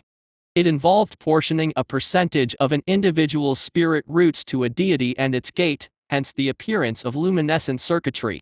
The greater the spread of this circuitry throughout the body, the more of this sorcery an individual could utilize. This, however, came at the cost of being unable to utilize the connected spirit roots for body strengthening purposes. In this way, there were trade-offs. Sorcerers often held a vast breadth of spells that could manifest a great many external effects, but at the same time, this left their physical bodies frail and unenhanced. Then there was magic of the body, where mana that naturally flowed through the physical form could be channeled and shaped according to the user's will. This was called body strengthening or martial arts, and in the case of certain beasts that could utilize magic without bowing to any god, primal magic. Thus, in broad terms, magic that manifested externally was in the realm of the gods, while magic manifested internally was inherent in all living beings sensitive to mana. There were exceptions, however. Some humanoids, by virtue of imbibing mana in different environments, could develop abilities inherent to their bodies. The humans of the northern lands apparently possessed extraordinarily durable skin that made them resistant to both shock and cold. Some of the humans of this land known as Sunda possessed eyes sensitive to the flow of mana, allowing them to easily create and operate magical constructs or identify the nature of magical threats. These were termed Inhera, abilities inherent to the biological composition of individuals created from growth in specific mana-rich environments. The psionic-esque ability of the demons known as Sapia fell into this category as well. A form of evolution enhanced by magic. Beyond Inhera, there were certain abilities developed by a small portion of the humanoid populace known as Ethera. These were called manifestations of the soul, and they were powers that seemingly had no rules to adhere to, all of them being expressly unique to the individual that harbored them. Those with Ethera were generally military units of the highest caliber, often adventurers of high merit.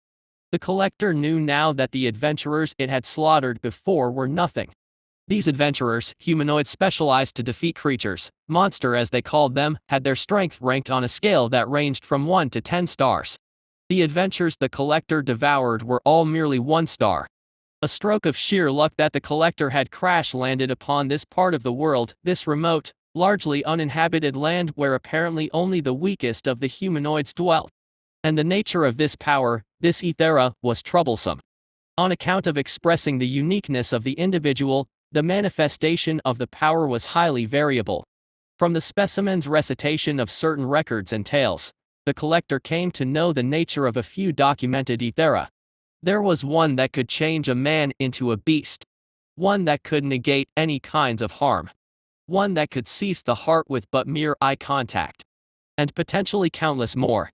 Yet, the collector came to realize a common pattern among all magical phenomena, rules. Though magic and mana itself might have seemed limitless in a broad scope, they in practicality manifested with hard-coded rules that restricted their usage. The ethera, for example. The man who could shift his frail form into that of a monstrous beast would lose the fine-tuning of his sanity as time went on. The one that could negate any kinds of harm could only do so while his feet were planted upon the ground. The one whose gaze could halt cardiovascular functions had hers eliminated when her stare was shown back to her through a reflective surface. These limits became less defined with sorcerers that had an array of spells to choose from. The collector remembered the female sorcerer it had devoured that had chanted the word fireball in unison to manifest a gout of flame. Already, the collector could make various new conclusions as to the link between unison, gods, and sorcerers, but for now, it assessed the combat threat of magic. Sorcerers were limited to the spells belonging to the gate they connected to, and there was a limit to the number of spells they knew based upon their natural talent and the degree of their connection. Thus, the collector analyzed, in battle with magically sensitive individuals, it was imperative to scope out these limitations and exploit them. More difficult in practice. If these individuals had unique abilities, then they would have unique limits. Every altercation among them would be a wholly new challenge of analytics. Chapter 40, Realm of Possibility. The collector clicked its mandibles. Assimilating this world would be far more of a challenge than it had initially thought. Especially now that it had also ascertained the higher ends of strength from tales the purple-skinned specimen recited. Though primitive tinkerers were often prone to exaggeration in their documentation, if the variant was correct in her recitations, then the strongest of these magic-sensitive tinkerers, the highest end of their sorcerers and adventurers and martial artists, would possess power easily capable of matching nuclear-level ordnance. The gods were above even that threshold. By several orders of magnitudes, if the specimen was to be believed. Yet, they did not appear much from their homes, this place known as Etheria, merely inhabiting temporary bodies known as avatars that severely weakened them. In conclusion, threat from gods low. But conflict eventually inevitable. The collector would have to grow far, far stronger. The same feeling it had felt when it nothing but a grub, the lowest form of organism in the collective hive mind. Yet, with this realization, the collector could not help but feel heat growing within it. Heat that came from the mana colored from its own personality. Heat that made it glad that this world would be a challenge, a heretical thought, and yet a pleasant one. The collector sat down hunched over, feeling the weight at its back lighter from a missing wing and tail. Now that it had some combat capability, it would do well to redevelop its regenerative functions. Though to do so, it would first have to restore 3 other adaptations in its internal systems to build up to it. A total of 4 more metamorphosis levels, then. It clicked its mandibles. In the grand scheme of things, that was not a significant amount, and the ease of reaching metamorphosis levels early on was also why it had not prioritized adapting regeneration, for not only were initial ranks of regeneration slow, but simply reaching additional metamorphosis levels would allow for full body restoration anyway. Do you need water? One of the collector's eyes glanced at the purple-skinned specimen. Her silk bonds were severed from her temporarily as she rested by a hole of water. She cupped a tiny puddle of water in her hand, holding it out to the collector. Unnecessary. The spiracles laden within my hyperalloy carapace are capable of extracting moisture from the atmosphere for constant hydration. Do not presume my adaptations are as primitive and meager as yours are, Tinkerer, said the collector. I'm sore began to specimen before she stopped herself, remembering what the collector had said to her about apologies. It clicked its mandibles as it analyzed the watering hole. The hole was large enough to be nearly a small swamp on its own, and it seemed that the water came from a small stream that broke off from the nearby river. Yet, odd. No larger insect species gathered around this area. They, like the collector, could subsist off of moisture in the air for extended periods of time, but they were far less efficient. At the least, some of them should be here. The collector analyzed the surface of the water.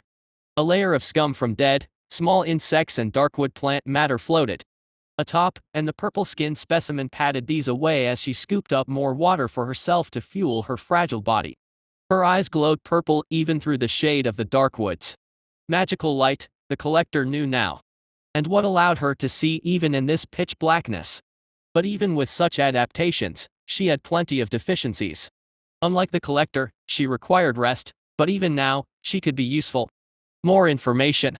I am sufficiently learned of the gods, adventurers, sorcerers, mana and magic at a basic level where I can now form a framework with which to assess them and deal with them. The finer details I will no doubt compile with further experiences. Tell me now the organizations of humanoids and their variants so that I may formulate a method of attack against them. The way these realms work. How they are accessed. How these gods in their realm designated as Etheria may be encountered. I don't know. Not well. All I ever learned from Thorian was magic. Not where it came from or what it did. He never taught me much about the outside world. He said it wasn't good for me. That people wouldn't like me. I didn't believe him. She touched her face, a small finger running across a deep scar stretching from lip to eye. Now I do. The collector clicked its mandibles as it felt the specimen's mind stray from the topic at hand. I will focus my questioning. According to the observations I have gathered thus far, it is noted that there are 7 realms upon this miserable rock. What exactly these realms entail escapes me. From wording revolving around them, I do not sense that they are necessarily geographically adjacent territories staked out by humanoids and demarcated with arbitrary borders. Yes, you're right, nodded the specimen. This, I remember from one of my readings.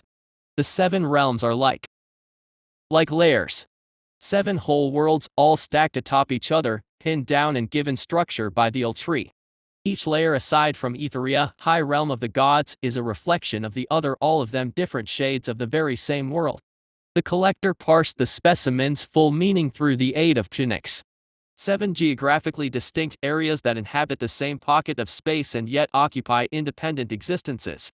Vexing to consider, yet, this world possesses unfathomable properties that do not allow me to discount even the most improbable of scenarios. How is it then that travel occurs between these realms when spatially, they all occupy the same world? Through the usage of realm roots, explained the specimen. The largest of the tree's spiritual roots pass through every realm. It is said that in the beginning before the gods, the tree spawned all life from its seeds, and that is why life possesses spirit roots. From the tree's roots come mana, and atop its realm roots, the equivalents of core points among living beings, the barrier between realms grows thin and mana grows thick.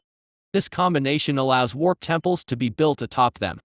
Through these temples, one may pass between realms. The collector stirred, clicking its mandibles. Hearing the word warp had immediately triggered it to recognition and planning. I sensed that these warp temples are structures capable of possessing the means to access a form of hyperspace. This is what allows you primitives to travel between different worlds. Yes. Yes, I think that is right, said the specimen. The collector stood up, hyperalloy carapace clicking into battle-ready armoring as it felt the grand vision of the collective's purpose drawing near. If these primitives possessed a means to engage with hyperspace warp travel, then their doom was inevitable. Is something wrong?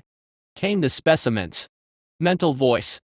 The collector ignored her, knowing now the collective's approach would be near. All collector strains were capable of interfacing with hyperspace warp. This, along with limited independence, were some of the most significant traits that separated the collectors from other units in the collective. These primitives might only have known how to operate their warp travel to access 7 worlds, but the collector could do far more with it. Provided it reached a sufficient metamorphosis level, it could easily call out to the collective, and then this world would fall. It checked its current status. Metamorphosis level 5. Biomass level, 9100s. Stored genetic material. Black ant. Black hobgoblin. Human. Lesser oni. Frostworn hobgoblin. Horse. Demon. Dull scale rohu. Lesser great centipede. Lesser great beetle. Spitting great beetle. Leaf blade insect. Adaptations. Internal systems. Ultrafiber muscles rank 5. Minus coil boosters. External systems. Sensitive hairs rank 4. Organic hyperalloy carapace rank 4. Weapons systems. Monomolecular claws rank 3. Pyrocatalytic glands rank 2. Native adaptations. Minus. Current form. Greater Oni jumping Araka stone crusher beetle giant scorpion. The next metamorphosis level was close. Starting from level 10, the collector might not be able to open a warp gate by itself, that was the domain of the collective hive mind minus, but it could interface enough with a hyperspace-sensitive vessel to deliver the psionic charge it utilized to connect to the collective at a far greater range. Of course, the collector realized the challenge of assimilating this world would be gone, and in that, it felt some disappointment, but when it reconnected with the collective, these heretical thoughts would be purged from its being as well. Tell me more of these warp temples. Where minus, the collector immediately tensed up as it felt an object approaching at extreme velocity. From the other end of the pond. The movement of a sizable mass splashing from under the water. Obstacle-covered nature of the water's surface made visual identification difficult.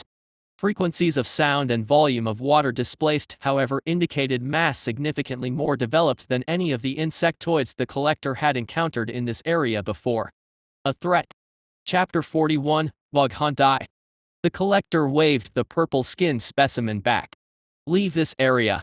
Do not stray far from the clearing, for there are other predators that will devour you. But do not interfere.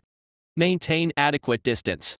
The purple-skinned variant nodded quickly before picking herself up on shaky legs, stumbling over herself to leave. The collector took steps back from the pond's edge, watching as great bands of water rippled as the bulk of the creature approached at great speeds. The entire pond must have been 150 meters in length, and this creature crossed it within a time span of 10 seconds. That the creature did not cause enormous splashes of water indicated that it traveled at some depth as well. Even more impressive as a testament to its speed and strength that it could power through denser, deeper water with such ease. The collector clicked its mandibles in eager anticipation. Good. It was growing bored of the lack of challenge. It stepped back from the edge of the pond, for it did not yet have adaptations to safely fight within aquatic environments. The rippling waves of water approached faster and faster, and then, right before they came to the pond's edge, disappeared for an instant. The collector tensed its body up, carapace clinking into defensive posture while its sensitive hairs raised up, primed to predict any attack. The edge of the pond erupted in an enormous geyser of muddy water that obscured the creature's initial angle of attack. And this creature was exceptionally fast. Far faster on land than it was on water. The collector's sensitive hairs picked up the movement of a scythe-like limb whistling into its left side a mere moment before impact. The collector reacted the very instant it received this sensory input. The 3 Araka legs on its left side curled around its body like miniature shields while it raised its thicker, humanoid left arm as a sturdier last line of defense beneath the Araka legs. A shattering echo pinged across the vast and dark breadth of the dark woods as carapace slammed against carapace in a shower of sparks that lit up for the briefest of instants before the darkwoods, shadowed witnesses to this battle, devoured the light. The collector skidded several meters across the ground, driving its legs down to prevent itself from falling over from the impact of the blow. Behind its 2 legs, piles of mud drew up. It clicked its mandibles. An extremely powerful blow.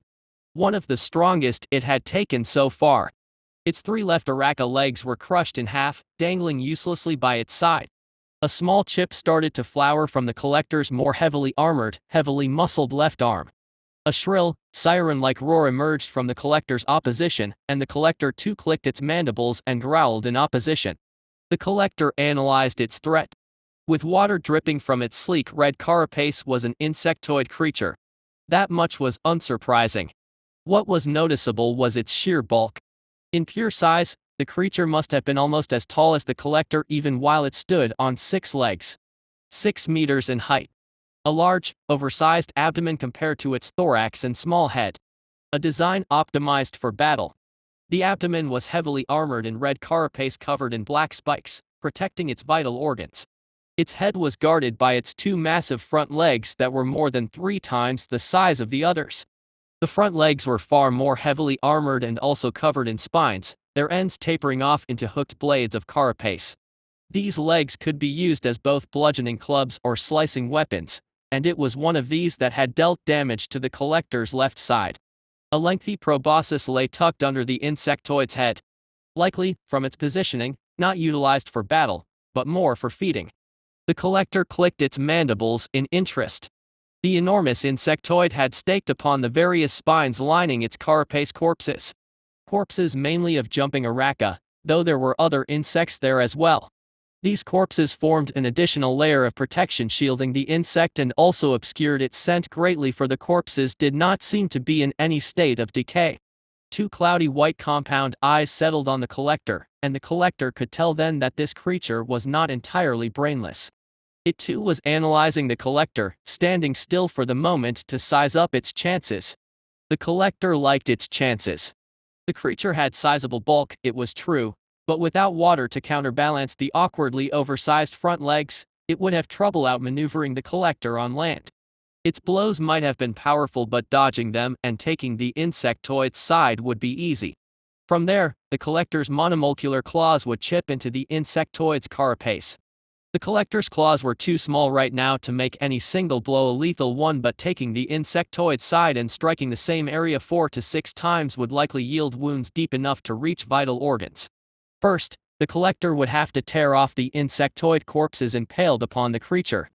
Pyrocatalytic glands were optimal here, but difficult to use.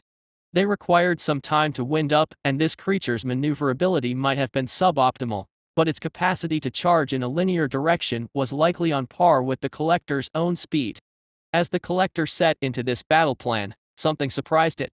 The insectoid, having finished assessing the collector, changed its behavior and shuddered. The spines dotting its carapace began to move, shifting around its body. Spines from the back came to the front. The collector clicked its mandibles in mild interest. These spines did not display insectoids, but instead humanoids. 6 humanoids all exhibited towards the collector, their bodies attached to the insectoid through spines impaled through their chests. Hairs on the spines hooked into the flesh, keeping them solidly attached. The humanoids lacked eyes, only the hollows of their sockets showing, and their skin was shriveled from excessive exposure to the pond water, but they too, like the insectoid corpses, remained in relatively fresh condition. And they spoke. "Help me. Help," came one wheezing voice from the mouth of a human male. "Save me. Please," came another voice from a furred humanoid female. The collector noticed that their mouths and throats moved in precise, mechanical ways while the rest of their bodies remained still. Auditory confirmation indicated a lack of heartbeat in all of the corpses. They were being puppeted, or, more likely, simply programmed to utter these lamentations. The insectoid inched closer to the collector, waving the humanoids towards the collector. The collector understood. This insectoid had assessed the collector, found that it was bipedal, and assumed that it too was a humanoid of some sort. Thus, this display of humanoids in an attempt to appeal to a sense of compassion. The collector clicked its mandibles as it decided on a course of action. Chapter 42, Bug Hunt 2. There was not a single moment of hesitation. The collector opened its maw and withdrew the biotrigger for its pyrocatalytic glands.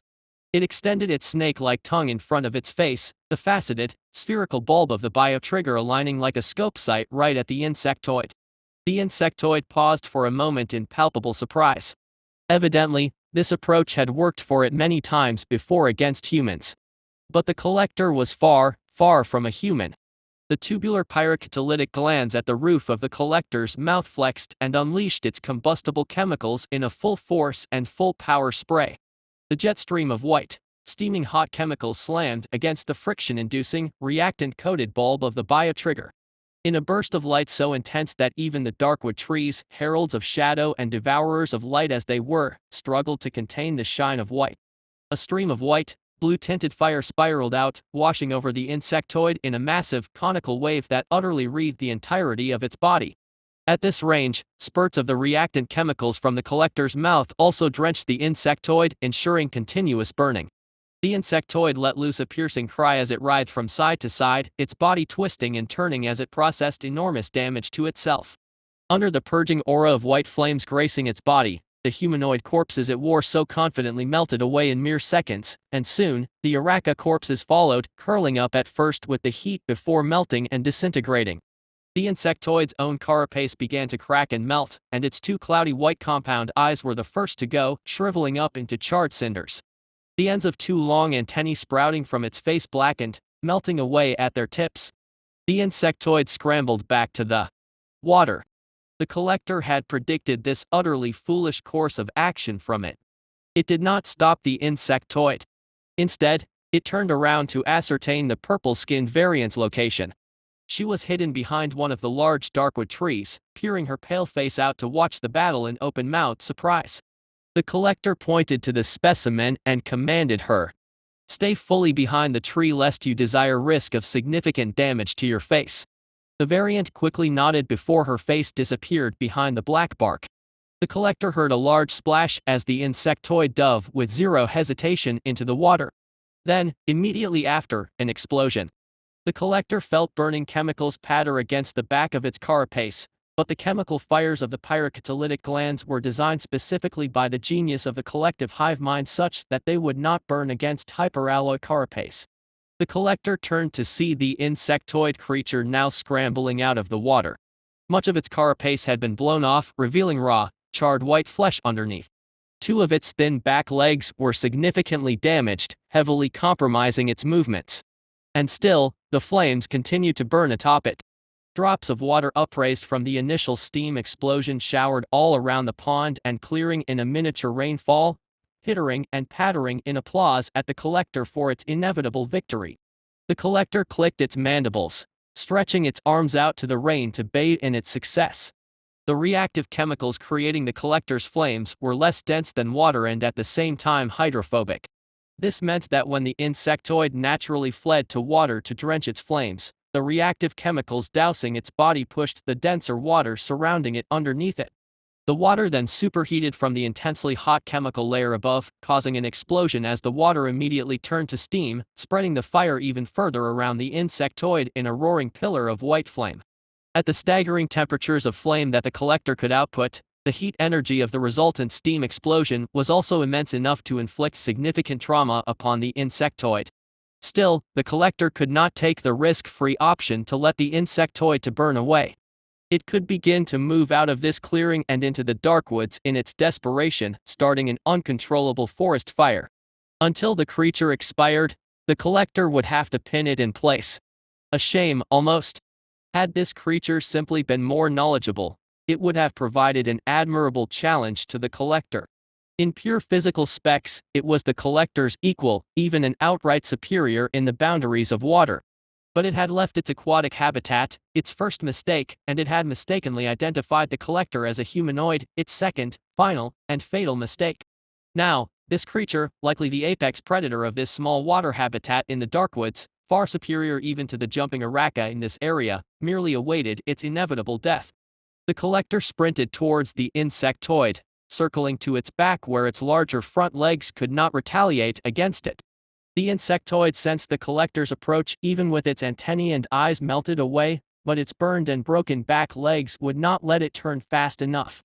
The collector leapt into the air and crashed into the insectoid's abdomen, right at a blind spot where its front legs could never reach. It did not unsheath its monomolecular claws, for though its carapace could resist its own flames, the claws could not both possess its atom-raising edge and the necessary compositional add-ons to make it flame resistant. Instead, the collector balled its carapace armored hands into fists. Its entire body, plated in white carapace as it was, shone under the light of the white flame like a miniature star standing firm against the ever-encroaching shadow of the darkwoods. The collector's arms swelled up in size as the dense ultrafiber muscles lining them flexed, engaging into their coil booster structures. Like hydraulic pumps, the coil-boosted muscles tensed up, storing immense amounts of energy, and then released it in explosive instants. A thunderous crash. The remnants of the insectoid's sturdy abdomen carapace shattered, red shards flying every which way, some of them digging into the surrounding trunks of the darkwood trees. Another blow. This time, there was no harsh echo of hardened carapace splitting against carapace. Instead, there was simply the squelch of flesh splattering as the collector's fist slammed into the insectoid's abdomen. The insectoid writhed and wriggled under the collector, but the collector's weight prevented it from squirming away. Another blow, and the insectoid ceased moving. The collector's arm was shoulder deep inside the insectoid's abdomen.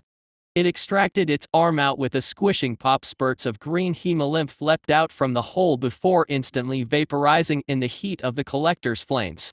The collector clicked its mandibles in satisfaction before it leapt up from the abdomen and landed with both feet down on the insectoid's small head, crushing it entirely underfoot to ensure it was truly dead. Now, it was time to feast.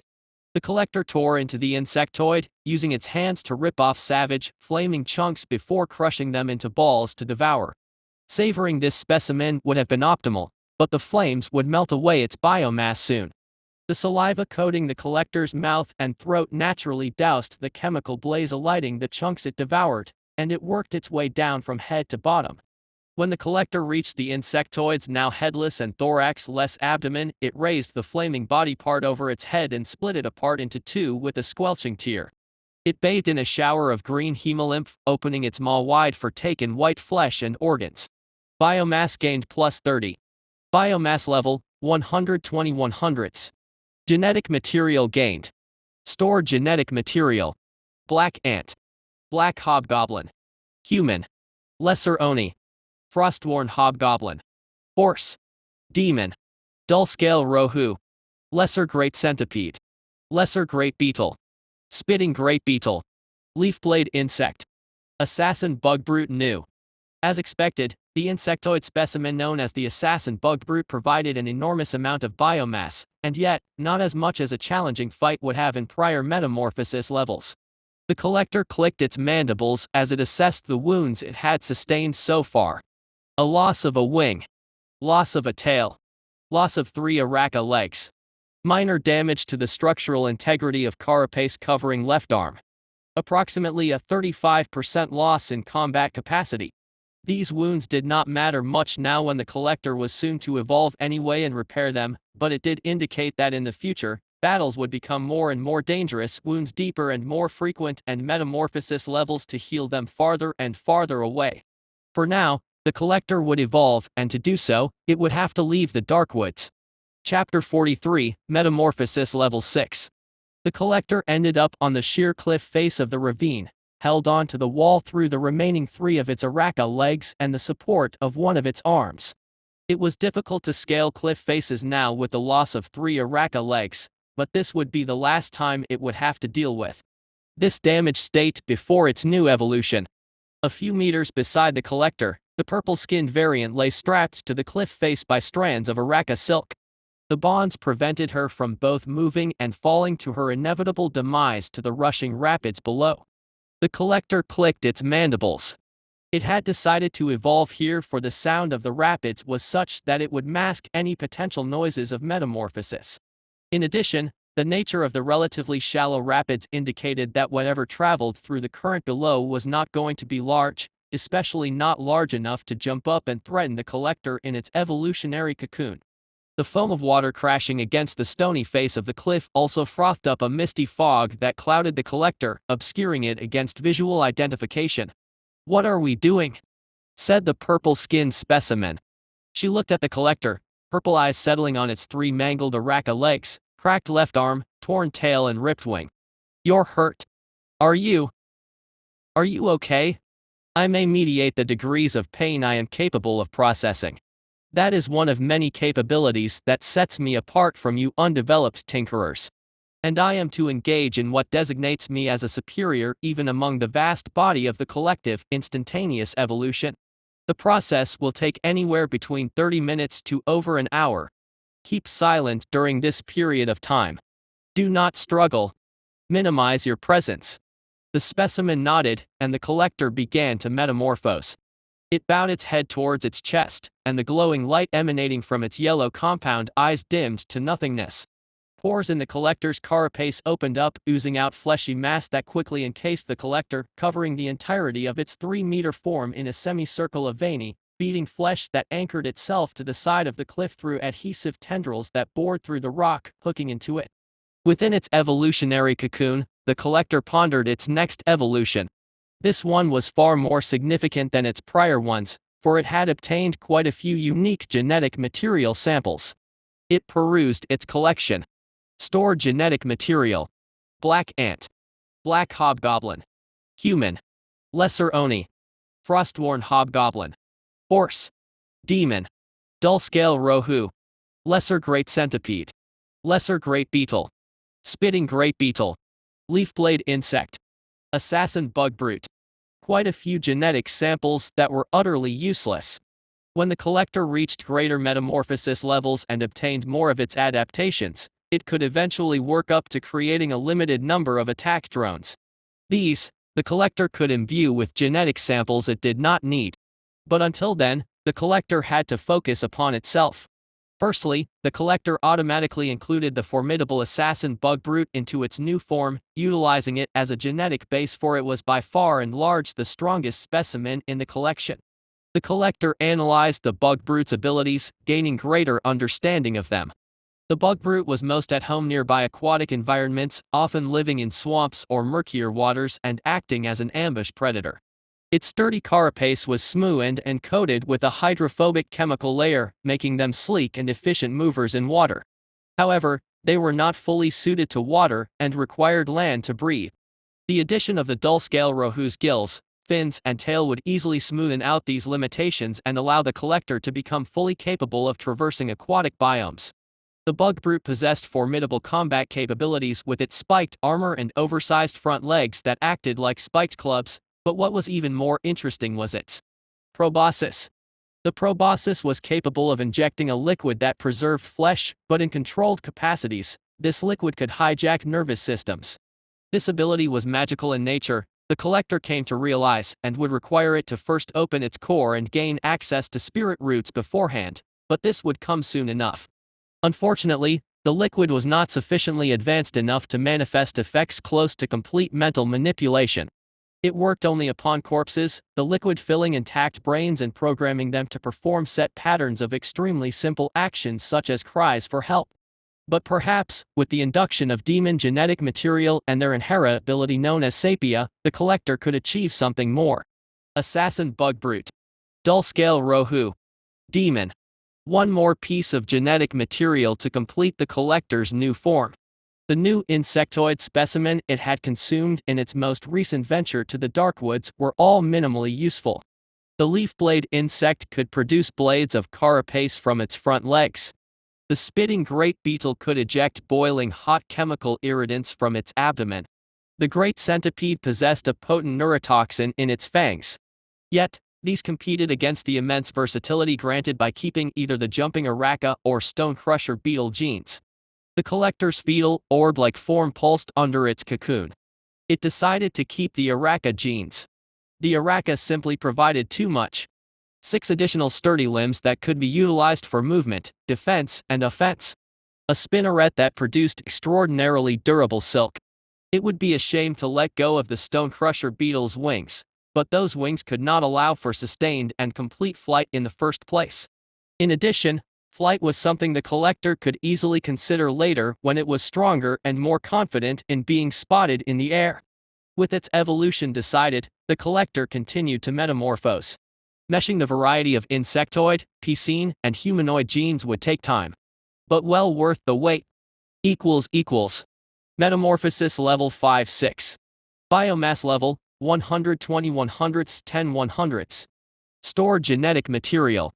Black ant. Black hobgoblin. Human. Lesser oni. Frostworn hobgoblin. Horse. Lesser great centipede. Lesser great beetle. Spitting great beetle. Leaf-blade insect. Adaptations. Internal systems. Ultrafiber muscles rank 5 6.4 gene boost from compatible specimen, demon, 0.2, dull-scale rohu, 0.2. Minus coil boosters. Autonomic neuro-bodily matrix new. An internal system that regulates finer control of certain bodily processes. Mostly useful for gaining sub-adaptations that enhance autonomic functions such as the digestive, circulatory, and respiratory systems. minus metalloglottic ossifier nu. Allows for the ingestion of minerals and metals and their replication in minute amounts throughout the body. External systems. Sensitive hairs rank 4 5.2 gene boost from compatible specimen, assassin bug brute, 0.2. Minus quill spray nu. Sensitive hairs have now gained greater structural stiffness. The capacity to unleash the hairs in short sprays unlocked. Organic hyperalloy carapace rank 4 5.4 gene boost from compatible specimen, assassin bug brute, 0.2, dull scale rohu, 0.2. Minus long cane chitinous sublayer nu. Development of a long cane structured chitin mesh underneath the hardened carapace. Long cane structure extremely efficient in distributing blunt force trauma, prevents permeation into softer flesh beneath. However, little resistance to piercing force. Weapons systems. Monomolecular claws rank 3 4.4 gene boost from compatible specimen, assassin bug brute, 0.2, demon, 0.2. Pyrocatalytic glands rank 2 3. Native. Adaptations. Minus nu. Current form. Assassin bug brute / demon / dull scale rohu jumping araka. At the eve of an hour, the collector's evolutionary cocoon had swelled into a size similar to its prior metamorphosis level, for it wished to retain similar physical dimensions.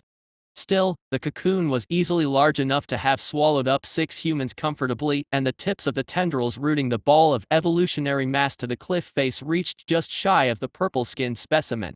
The cocoon beat rapidly, far faster than it usually did, wriggling in deep convulsions around the collector's fetal form. The collector sensed that the cocoon was straining itself as it processed the collector's new form.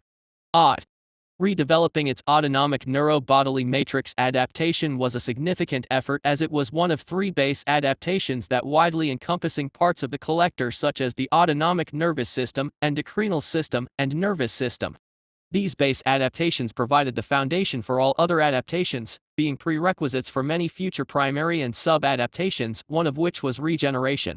Still, that alone should not have caused this irregularity.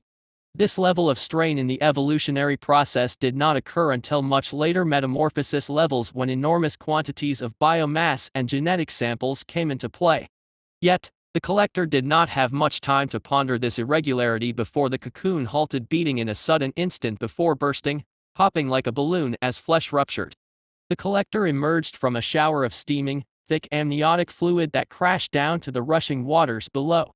Before the collector itself fell, it oriented itself in the air, slamming a fist and 6 Araka legs into the cliff face to anchor itself. It clicked its mandibles, content with its new form. Chapter 44, Evolutionary Developments. The collector had taken the upper body of the demon and the lower body of the dull-scale rohu. Starting from the waist up was a greatly muscled humanoid form encased in bone-white hyperalloy carapace. Slivers of purple demon skin showed under seams in the carapace meant for mobility purposes. As usual, 6 Araka legs sprouted from its back, acting as additional limbs. The collector wielded a spinneret on its left demon arm and the proboscis of the assassin bug brute on its right arm. Both arms were heavily armored in carapace, looking almost like oversized gauntlets, a trait inherited from the assassin bug brute and its club-like front legs. Large, hooked claws tipped in monomolecular edges protruded from the collector's fingers. The sharp edges would pierce, then the hooked, spiked body of the claws would dig into the wound, tearing it apart to cause severe internal bleeding. The collector clicked its black mandibles, the one thing it retained through all of its evolutions, and wondered at the immense muscular strength inherent within the demon genes. Even mightier than the hobgoblins. Greatly compatible with ultrafiber musculature. Far unlike the female demon child accompanying it. The female specimen must have been a runt of some kind, for mere malnourishment alone would not explain how degenerated her physique was compared to the collector. You're like me, came the female daemon's psionic voice. Do not be mistaken, said the collector. Any genetic sample I utilize, I fashion into my form at the peak of its potential. You gaze upon the peak of what your species may become, no, perhaps even beyond that. The collector said this as it recognized even further differences. 4 sets of black horns grew atop its head. Sturdy and long enough to hang down to the sides of its face to act as chin guards. Fibrous. Strands of black hair flowed down from the collector's head in dreadlocks, one particularly thick lock protruding from the back of its head and tapering off into a solid black spike meant for channeling sepia. Yet, vexing. The collector found itself unable to activate this sepia, and this was the native adaptation had chosen to keep for itself. Likely, the lack of accessible spirit roots and a core point was the error. An error soon to be fixed. The rest of the collector's face was roughly humanoid, yet still very much alien to the average sense of aesthetics inherent to the humanoids of this world. 2 purple eyes with rectangular pupils shone bright on the collector's face while 4 yellow, smaller compound eyes dotted its forehead, acting as secondary ocular systems. The collector's face was smooth, coated in ashen white carapace, but a sliver of it could retract at the center of its face to bear 2 fleshy, purple holes comprising its olfactory systems. Its mandible-lined jaw was filled with sharp, bladed teeth, the jaws of a predator. And yet, as the collector stared at the doe-eyed female specimen, it could sense nothing but prey behavior from her. This was not a difference of mere sexual dimorphism, it could tell from the demon genes that the females were just as fierce, just as much ruthless hunters in the dark as the males were. "Wow," exclaimed the specimen as she stared at 2 large, claw-tipped, bat-like wings unfurling from the collector's back. They were coated in a thin layer of more flexible hyperalloy carapace, changing their original black color to white. The collector cocked its head, flicking liquid from its wings and feeling in control of them. These wings were a surprise. Likely the result of the final burst of processing power from the evolutionary cocoon. The wings were powerful, too, easily capable of sustained flight. Hunting for locust specimen was not unnecessary. That's me as well.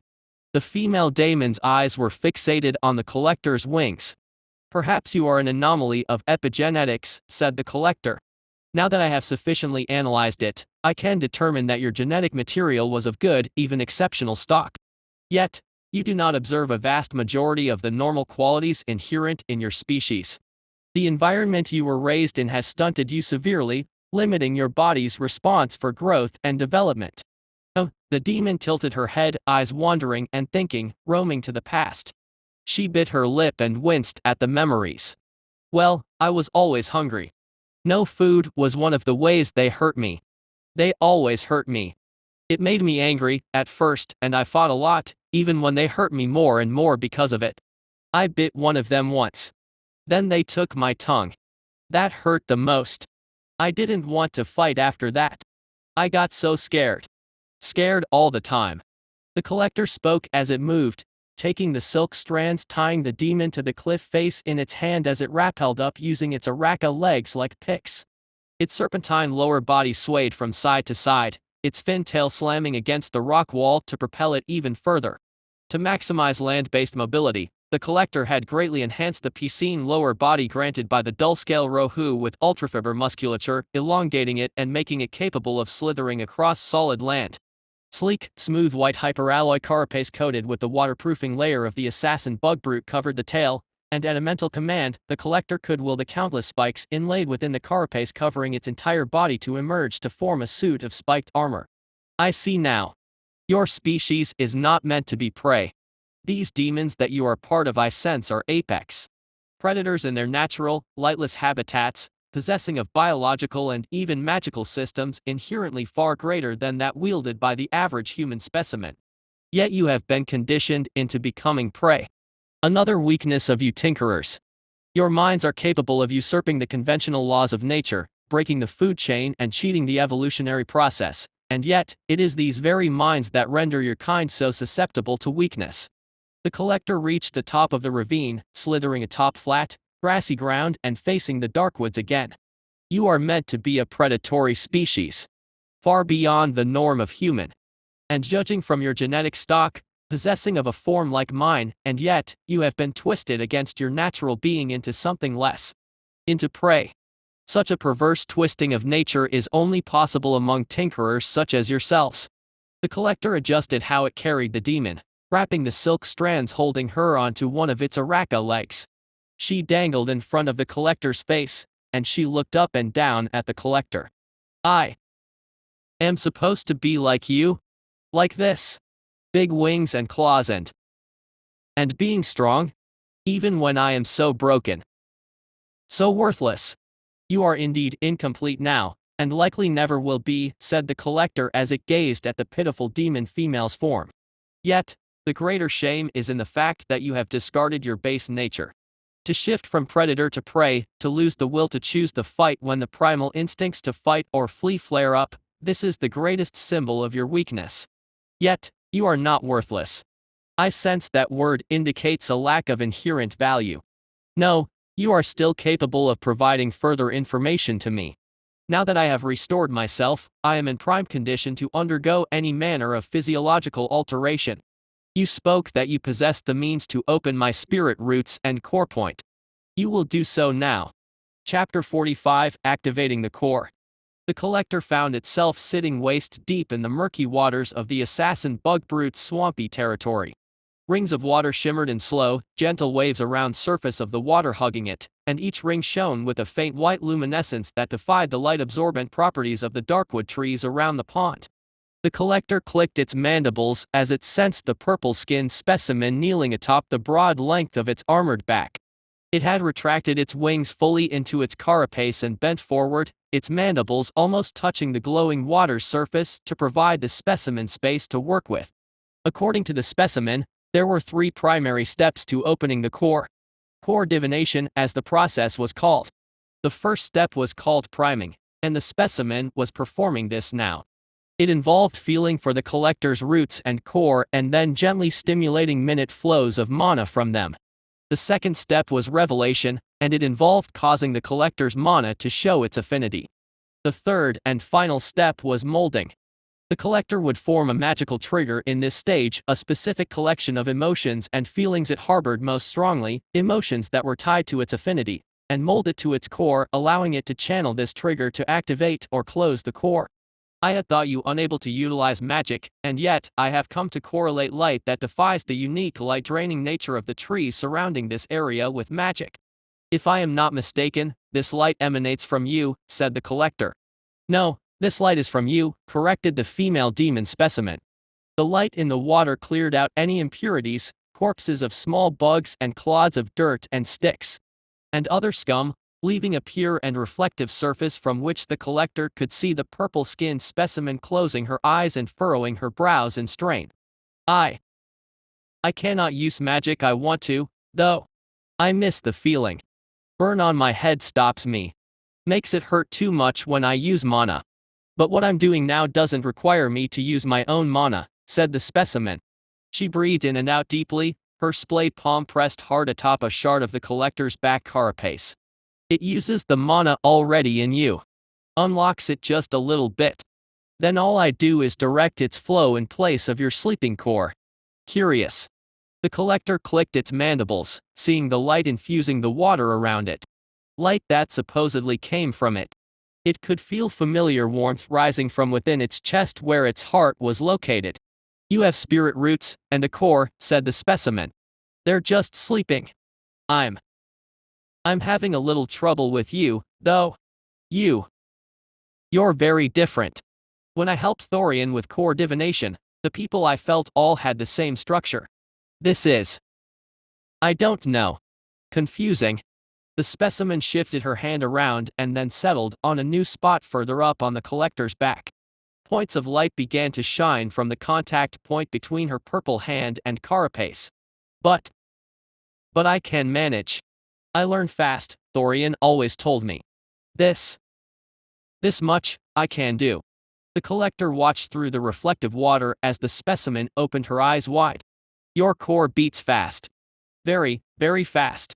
The collector sensed its heart rate. It was even optimized to a point to conserve physical energy while it remained unmoving. Further corroboration that though this core had a physical manifestation in the form of the heart and the spirit roots with blood vessels and nerves, there was a distinctive intangible factor governing the functions of either magical system. The beating you sense, does it convey a sense of irregularity? Asked the collector. No. Just different. And now that I listen better. The purple-skinned specimen closed her eyes and sunk her hand harder into the collector's back. It's not that it's fast, it's... There are many. Lots and lots and lots of different beats, all of them merging into one. I don't know anything about this, I've never read anything about it minus. Does it indicate irregularity that conveys harm to this form? Said the collector, directing the female daemon's thoughts to what it truly wished to know, danger to itself. The specimen shook her head. No. It shouldn't. I don't think so.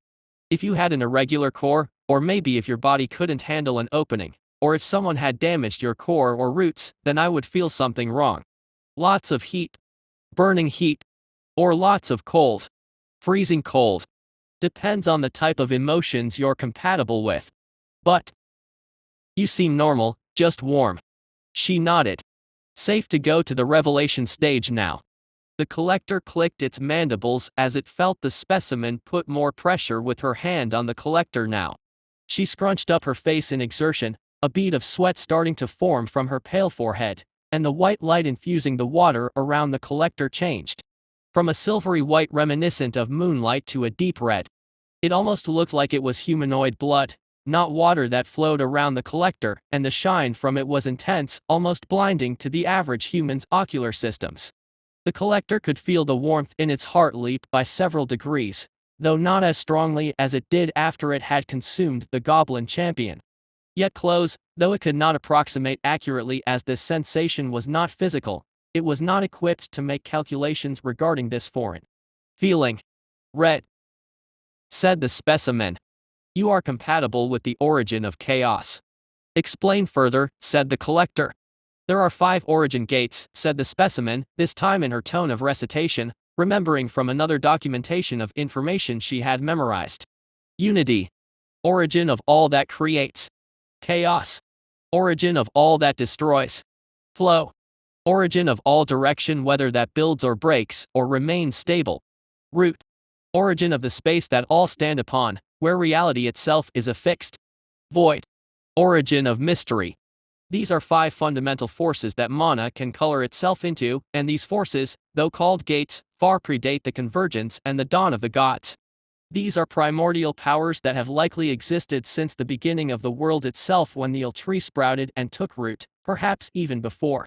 Origin gates are impossible for the average mortal or monster to directly link to, for their power is undiluted and vast. Among the gods, 5 known as the gatekeepers link to these primordial forces, and the 12 high gods of the protectorate link to the gatekeepers and create additional gates. These gates are fashioned from concepts derived from the origin gates. Thus, there are gates for the elements and concepts familiar to mortals. Unity becomes the gate of water. Chaos becomes the gate of fire. Flow becomes the gate of wind. Root becomes the gate of earth. Void becomes the gate of paths. And more. Gates such as that of war, smithing, love, hate, and even life and death itself are all also divisions of the 5 origins. The specimen stopped, then paused in thought before deciding to recite another text, her tone shifting. It was evident she was more familiar with these concepts, having worked directly with them before in core divination or other relevant procedures. During revelation, make sure the subject is relaxed. Don't want any struggling or, gods forbid, some kind of magi psychosis. Now, if you're using water as a medium, as you should as a beginner, water truly is malleable and easy to work with. Then watch the color of the water. Blue means compatibility to unity. Red to chaos. Green to flow. Yellow to root. Black to void, though this is so rare you might as well forget about seeing it. Once you've confirmed the subject's origin affinity, you can figure out not only which gates they're compatible with, but also what color the water should stay as they mold their trigger. If they're molding a trigger that isn't right for them, then the color of the water will flicker. Immediately stop the divination process if this happens unless you want to pay reparations for the family of a brain-dead sorcerer or adventurer to be. The collector clicked its mandibles in understanding. The entire process of this magic was in essence founded by a series of connections.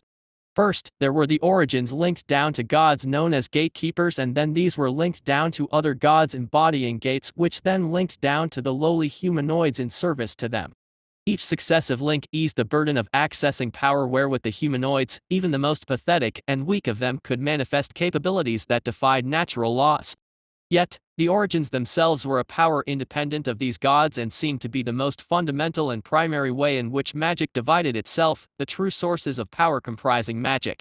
Where do these internal manifestations of magic, this body-strengthening, primal magic, and ethera fall under this dichotomy? Said the collector. Your affinity to an origin will greatly color your mana and how it expresses itself. Everything you listed is just another way to use mana. Except using your body instead of a gate as a vessel, so they're all tied to the origins. The demon cocked her head. I guess examples are better. Fighters that have chaos origins will be better at breaking things down, smashing, tearing, and so on. Monsters using primal magic or people using ethera with a chaos origin will probably have things like flame breath, things meant to destroy. The specimen halted her breathing for a moment, strain apparent on her face. This is tiring for me. You have a lot more mana than I thought, and so much of it flows so strangely. Hard to keep up with. I'm sorry, very sorry, but need to finish this fast. Proceed, said the collector. Now. We are going into molding. I am not sure you can do this. You shouldn't be able to. But I believe in you, said the demon. Explain further, said the collector. For molding, you have to first enter a state of nothingness, said the demon. It's hard to explain. You don't feel anything. Don't think about anything. It is done, said the collector as it regulated its mental and hormonal processes, limiting them into a state of night inactivity. Utilized the same methods it wielded to enter into states of hibernation. A simple process. Wow. Muttered the specimen. Most people need to meditate a month, maybe even more than that to do that. But I had a feeling you could. You are special. Strong. The control I possess over my bodily functions is at a level that utterly escapes the grasp of you biologically backwards tinkerers. This much is easily within the means of my processing power, said the collector. The demon nodded. She closed her eyes again and focused as she put strength back into her palm. Now then. To form the trigger. This is very, very important. The trigger is a feeling. A very strong feeling, the strongest emotion in your heart, the one that speaks the most to your soul, and what is driving the heat you feel right now. I am going to try and have your roots flow as much mana as possible, and you bring this feeling very close to your heart. Feel it very strongly. Your core and roots will remember this, mold to it, learn to open and close to it. Afterwards, your core will be open, and you might feel some strangeness. It is natural. Opposite emotions to your trigger will flow into you for a bit. Let them in and out, and you'll be fine. Proceed, said the collector. It processed the risks the specimen warned it about but found it could not adequately calculate them. It did not know what it meant to feel the opposite of what it was programmed to feel. Yet, mere emotions alone would not harm its physical structure, so it assessed the risk low. Logically, the opposite of the battle lust it felt would be something akin to fear, and yet, though it understood what fear was, it was incapable of truly feeling it. It was simply something absent in its programming. A vestigial emotion incised away from it due to its tendency for inefficiency. The demon took in a deep breath as she began to press down with her palm. Okay. Here I go.